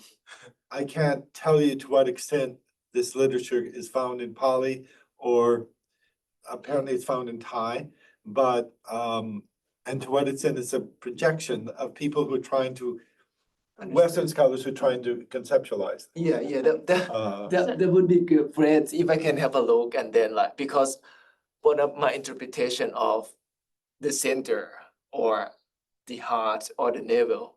So I just want the reference. Yeah, So I know like anthropological analysis, but I actually don't know like the scholar who work. no, and these things do appeal to me actually, and I mean, even though I don't know what Mircea Eliade is, you know, I think it's a very controversial figure. This is the kind of scholarly work on religion which tries to find Yeah, universal things, that would find a metaphorical relationship, implicit or explicit, in these kinds of relationships. And I actually, I do welcome that kind of interpretation. But although we also need to be very careful, even in mandala studies, I mean, that there are times when the term mandala is explicitly used. Yes. And that we clearly have, we can say in this context, this society actually used the term mandala in this context. And then, but scholars have tended to extend that more generally in ways that are very interesting, but we need to be very careful about. So, Okay, so we've got, Do people actually use the term, or do the people who involved with the ceremony interpret the that indicate, kind of well, like? as the I said, that indicator. Cambodians actually, all these scholars are talking about indakul, and that's, the Cambodians I ask have never heard of that term, indakul. but if you look at What Pori about navel? What? Nabi, if you look at It's Nabi, right, in Pali? Nabi, yeah, I Nabi, mean, yeah. you've got to look at the Pore Muspero and the Jito. Because I think some of these things are older. Well, And they're just I less know, popular. but I'm not saying that it was never used, but Okay, the Cambodians I talked to knew the term Semakal, and they did not know the term Indakal. And so, and I asked a lot of Cambodians, and no one had ever heard of the term Indakal. And so, if it was once used, well, the question is who used it and in what context? But all I can say is that that usage, when I talk to Cambodians, I just don't see it. yeah, in the modern period, it's not used. Well, yeah, and when does the modern period? Probably when Huat Tut's thing took off. No, okay, but so, okay, so it's kind of cool, so Tervile, Baron Tervile, right? So he writes about this, his thesis is that this is related to texts formulated in Eastern India between the 9th and 12th century that were exported from there to the Mons. Okay. And that his wilder thesis is that the idea originally came from China, the idea that there's a rotating naga under the earth. And you have to pin it down. So you just get this. Okay, so like in the kill or the Sīmā kill is right in front of the Buddha image. Because that's the navel of the earth where the Buddha meditated and reached enlightenment. Okay, I mean. So this is the theory. So that's this is why it's the- this is positioned the there. theory, but the other thing is when you said the center, Yeah. is that in Wat Unalam, it, like in this picture here. Well, it's not Yeah. in the center of the Vihara, it's in the center of the The earth. Vihara. I think the But center of in the Vihara. case of Wat Unalam, it actually is in the center. It's not right in front of the Buddha image, it's further to the center, and that, may not mean anything. Maybe, And- yeah. And yet it's an interesting variant. And does it mean anything? And was it a conscious decision by Junot? We don't know. Or So- just, Indra is like the earth, right? Is it? yeah, so each cardinal point has a deity associated with it, right? Indra is earth, isn't it? Is it? I Indra? don't know. I'm just asking. Yeah. Indra. Sometimes Indra's sky Indra because is a it, god. Yeah, Yes, go but to he's- earth, right? but he's sky, but the lightning bolt hits the earth. But you're not- So each cardinal point is associated with a different deity, and I can't remember them all. Well, again, and then, Pointing over the book. and but this yeah. was associated with different deity in the Boran tradition. And this was what was being, definitely this was being questioned. This is what It's Jito, not in the Vinaya. yeah, it's definitely not in the Vinaya. And Okay. And I see. Jito specifically documents the fact that this was a controversy. And apparently in the first Sīmā ceremony with Wat Unalam, they did use devatas.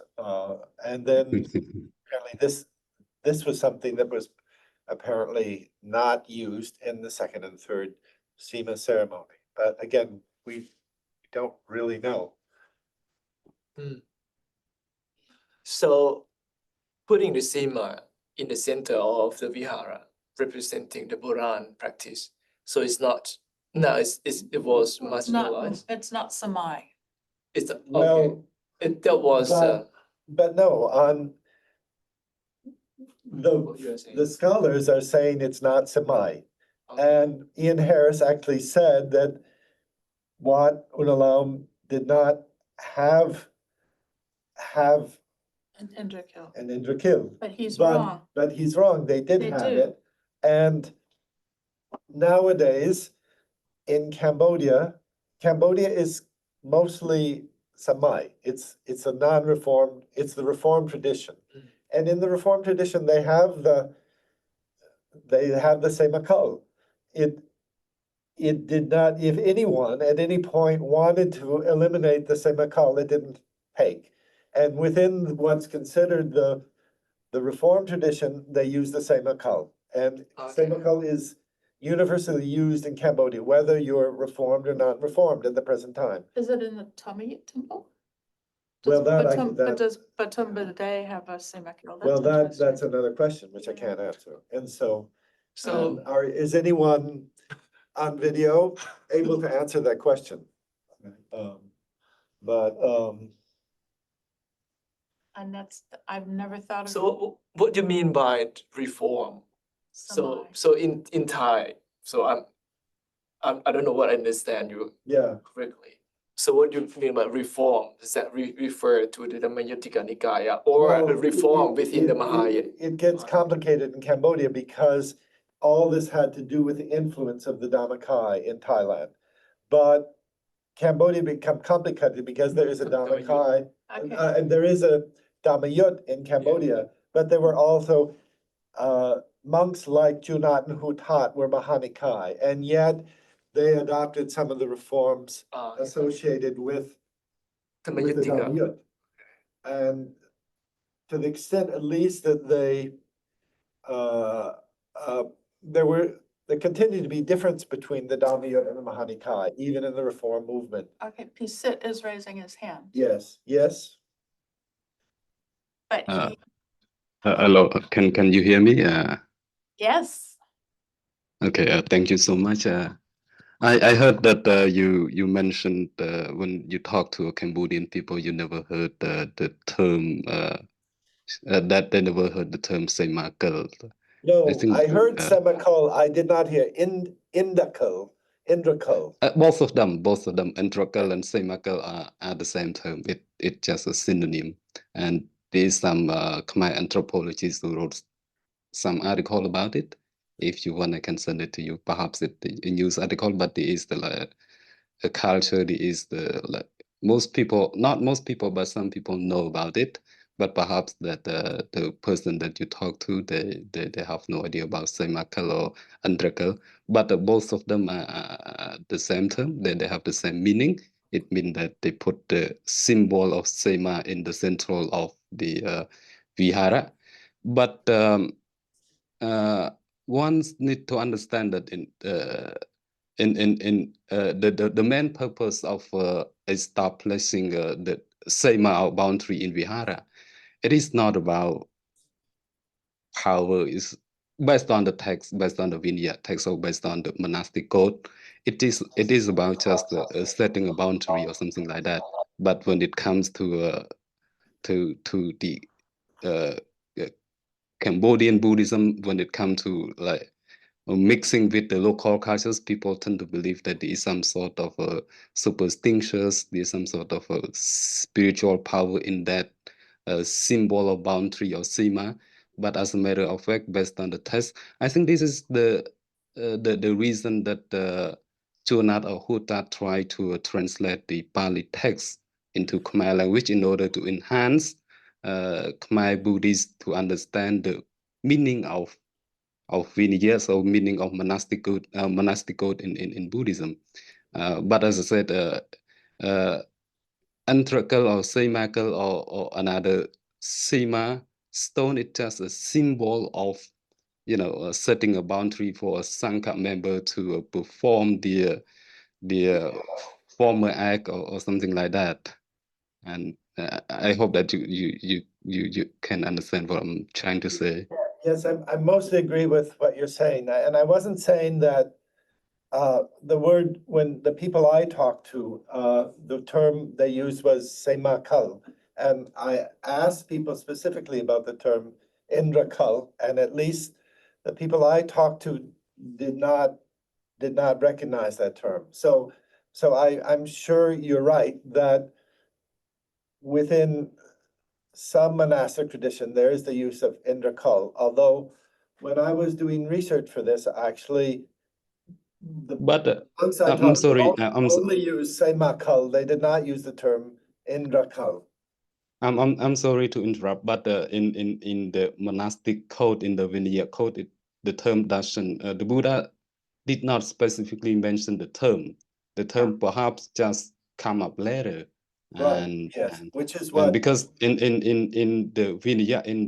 Vinaya book, in the Vinaya text, the Buddha just mentioned the symbol of a Sīmā, some sort of stone or something like that for a Sangha member to set a boundary for them to perform, for example, like Uposatha Kama, in order to have a unity in the Sangha member, because some of them at that time could not, they were not united, and so this is the reason of the Buddha setting the role for the Sangha member to establish the Sīmā or the Sīmā boundary in the monastic community. And this is what I can understand from a monastic perspective. But when it comes to mixing with the local culture, especially in the case of Cambodia, because Cambodia was, following Brahmanism before, Hinduism before. So the culture, I think the term perhaps come from Hinduism or something like that, Antrakal or Sīmākal, and it used to enhance the way that the people believe in the superstitious or spiritual power or something like that. But the original term of Sīmā, it has nothing to do with that. But the way that people believe is very strong in the case of Cambodia. If any Buddhist monk, if any Sangha member spoke up against some sort of beliefs, it kind of they provoke some sort of anger or something like that, and local people do not like that. And that's why they tend to keep what people believe. It doesn't matter that much. Yeah, thank you. I think that's very true. Yeah, that's what I can understand from a monastic perspective. Yeah. But people would have a different opinion about that. I have no problem with that. Yeah. We also have that word Indrakilaya in Sinhala. Yeah. It's not Indrakil, it's Indrakilaya, but I think it's Must be the about same. like the most strongest place, or like, yeah, it's just like the strongest place on earth, something like Yeah. that. But it doesn't specifically refer to a Sīmā. Not It's really. I It's don't the know that. the Yeah. navel, I don't the know. navel, the heart, Yeah. Hataya or Nabi.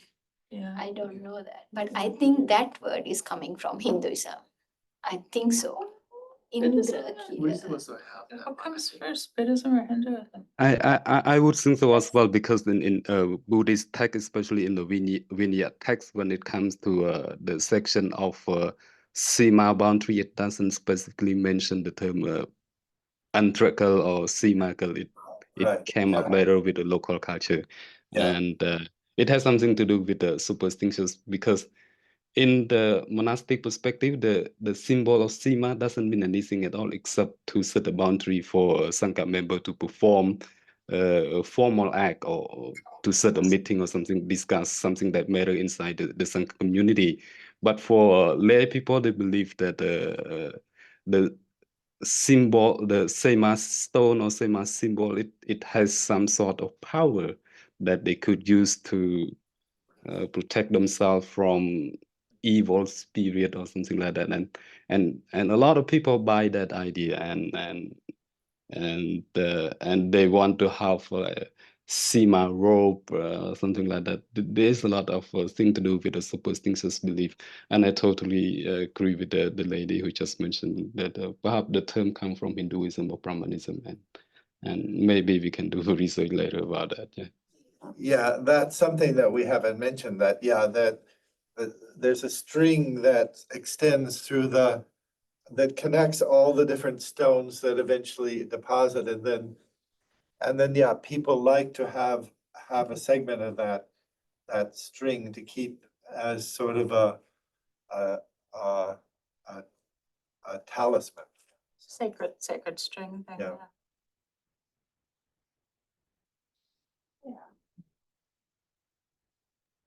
Yeah, that's all from my side. Thank you. Okay, thank you very much. And who else is there? Savon Mo?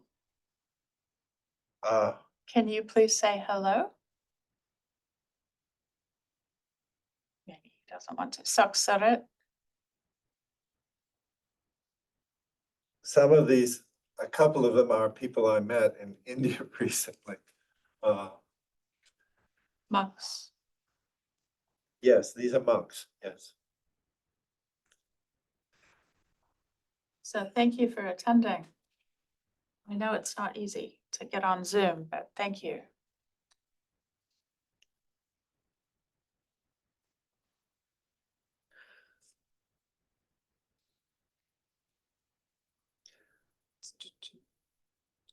Well, are there any other questions or comments?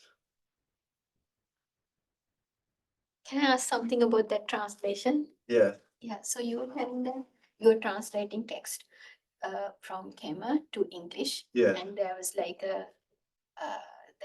a demand to like translate it from Pali to English, some parts of it. But Yeah. I was curious why there was not like a complete translation of Pali to Khmer. Like, I think that is more interesting, like why they were like not translating the complete text, or why they were translating differently, right? Well, actually, there are,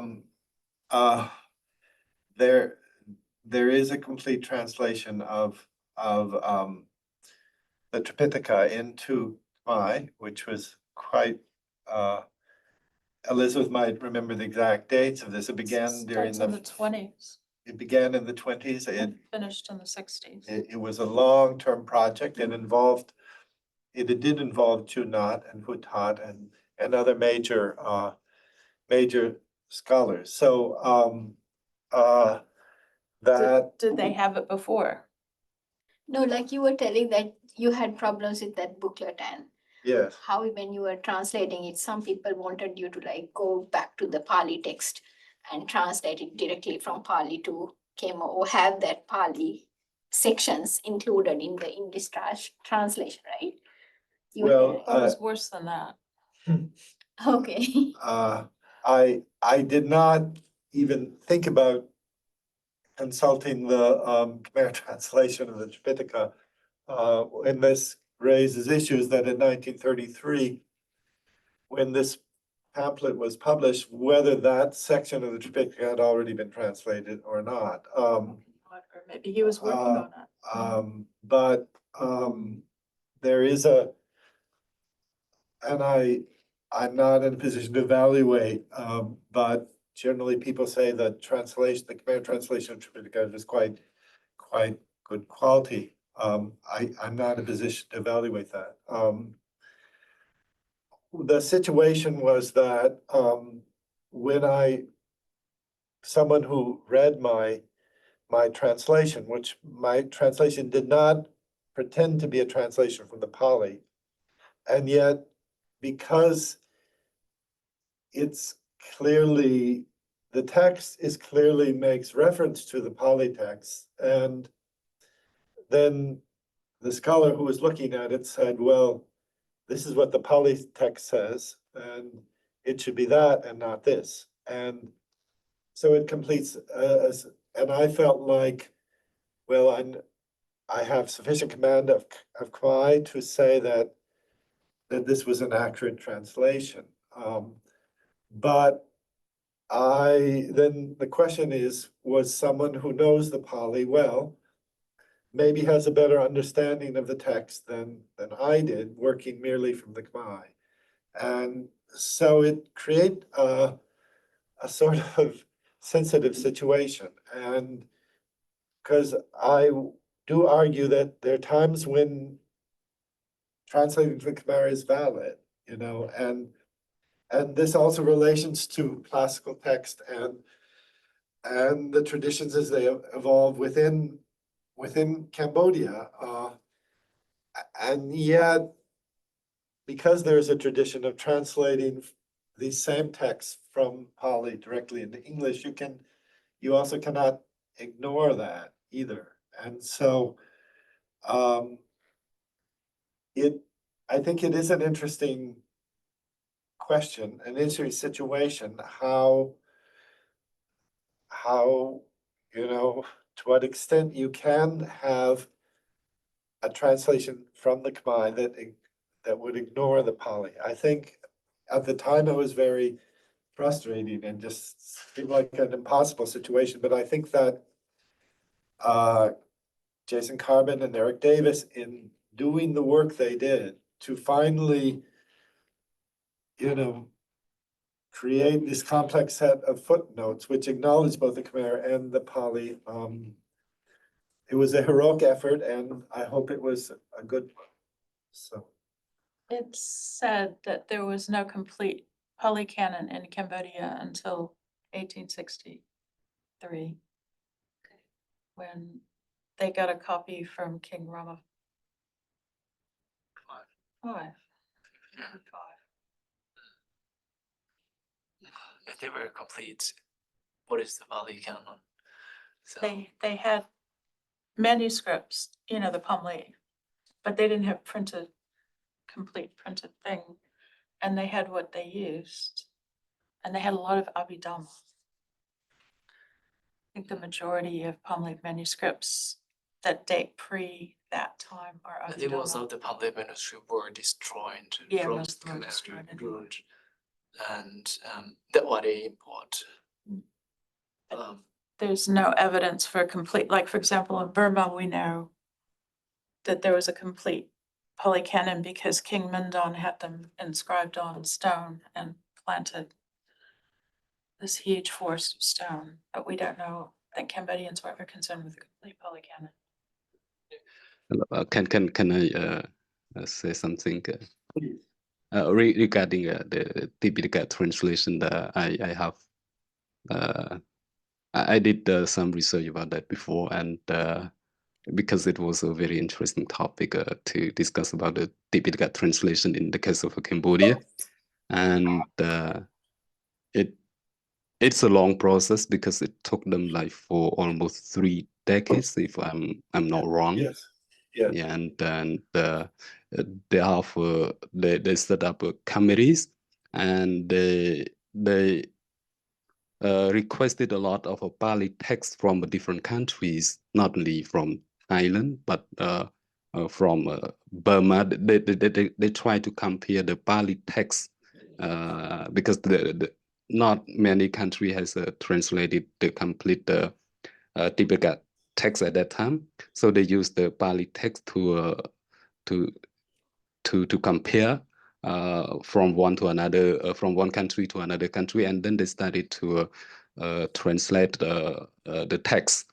But they have like done it for several process before they decided to print it. They sent it to because there was 6 Buddhist council that held in Burma at that time, so they sent the Tipitaka to this to the committee of Buddhist council and to discuss whether it is possible to publish the whole translation or not. So this is a long process. This is not a short process, and the most interesting part of a Khmer Tipitaka translation is they keep the Pali script one side and then the translation text another side, so they can compare.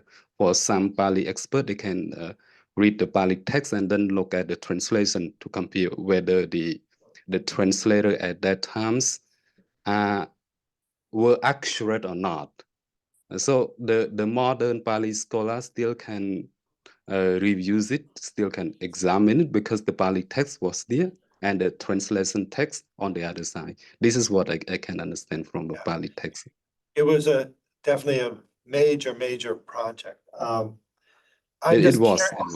I'm just curious, was the Pali text written in Khmer writing? In Khmer character, yeah, you're right. Yes, yes. But when we compare to for example, like a Burmese character or Thai character, they are not much different from one another. Yeah, so they kind of universal at that time because the Pali text did not invent it in Buddhism because it in the Theravada tradition. So it started from Sri Lanka and then moved to a different place of another part of the world. Yes. This is what I can understand from the translating process of a Khmer Tipitaka. Yeah.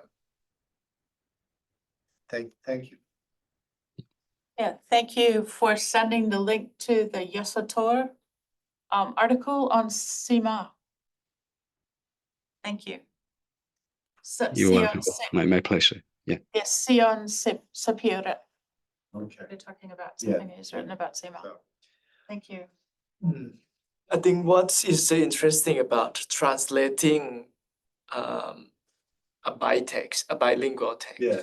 That what you did, translating the bitext, bilingual text to I, English. when I did it, I didn't think of it in that terms, but now I think that's what we should call Yeah, it. Yes. and it's interesting because so if it's in Pali, so normal people wouldn't be able to access that portion. But when it comes to the bilingual text, it reflects that this part is important. That's why local, like all Khmer people would like to understand what the classical text is talking. So that's why I think what you did, it's very interesting. Yeah, So it reflects the popularity of that portion yes, and yeah, then and reflect how people, like how the local people understand what the classical text yeah, is Yeah. about. And yeah. there is I think so there might be some different interpretation or translation, yes, but that person like should not, or Hutat is one of the most important yeah, figure in that time. Yeah, So yeah. it is very important to look Yeah. at how he Yeah. interprets that Yeah. that Bali portions. yeah. So, yeah, it's his interpretation, isn't it? Mm. In the 1930s. Yeah. So you don't have any other version, like from the other scholar in the Sīmā Kata. No, no. Just only okay. So, I mean, there's the Khmer Tripitaka, so you could go to the Mahabharata. But this is like Huatat's commentary. Yes, yes. So So it's like an Atakata. it is very accessible. I mean, like, so local people would be able to understand. You what know, is- but he was not really, he didn't depart that much from the text. He was mostly summarizing the text and, Yeah, But it's in a handy booklet. It's not It's in in a- like it's in 100 a- yeah, volumes. yeah. yeah, and, it's very um, practical yeah, handbook. yeah, And I saw the Sīmā installation at the Khmer Kramwat in Auckland. And they brought monks from Cambodia and one monk was holding this yeah, in his Yeah. hand. And, you know, going, now we do this, now we do that. right, yeah, You know, so it was like, he was using it, right, Yeah, right, yeah, yeah. yeah, but it was a more recent public, it was like paperback. You know, yeah, yeah. Yeah, but yeah. Because there was like this time was kind of booklets were kind of popular in a way. Yeah, inexpensive. Yeah, yeah. Because modern education was coming from one side. And that was really, the Huh. printed booklets were still fairly new in Cambodia at that time, yes. Because in Sri Lanka also they had these textbooks coming out Right, with yeah, summaries of Buddhism and Yeah. how to live your life Yeah. and something like that Yeah. at that time, 19th century. yeah, So maybe it was like to compete with right, the English text coming from missionary schools and Yeah. all. yeah, Maybe, I don't know, I'm just Yeah, exactly. thinking. And you could afford it, you could go buy it and then take it back to your temple, Yeah, it's Yeah. like, use it. And it wouldn't be sacred like a palm leaf, so you could make your notes on it. yeah, textbook, like, yeah. It's politics of translation. Yeah. Translation. Yeah.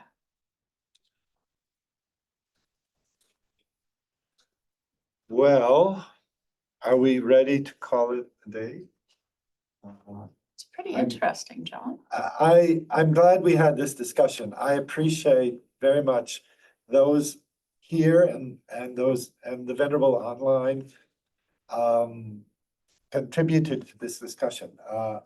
As I said, these things are fascinating to me. It's not the primary focus of my research, and so I'm very eager to learn from all of you as well. And so, thank you very much, and I hope we'll see you all tomorrow then. Okay, Thank you. yes, Okay. yes. Thank you. Thank you. Bye. So you've got to hit. Oh, I hit leave here. Yeah. Okay.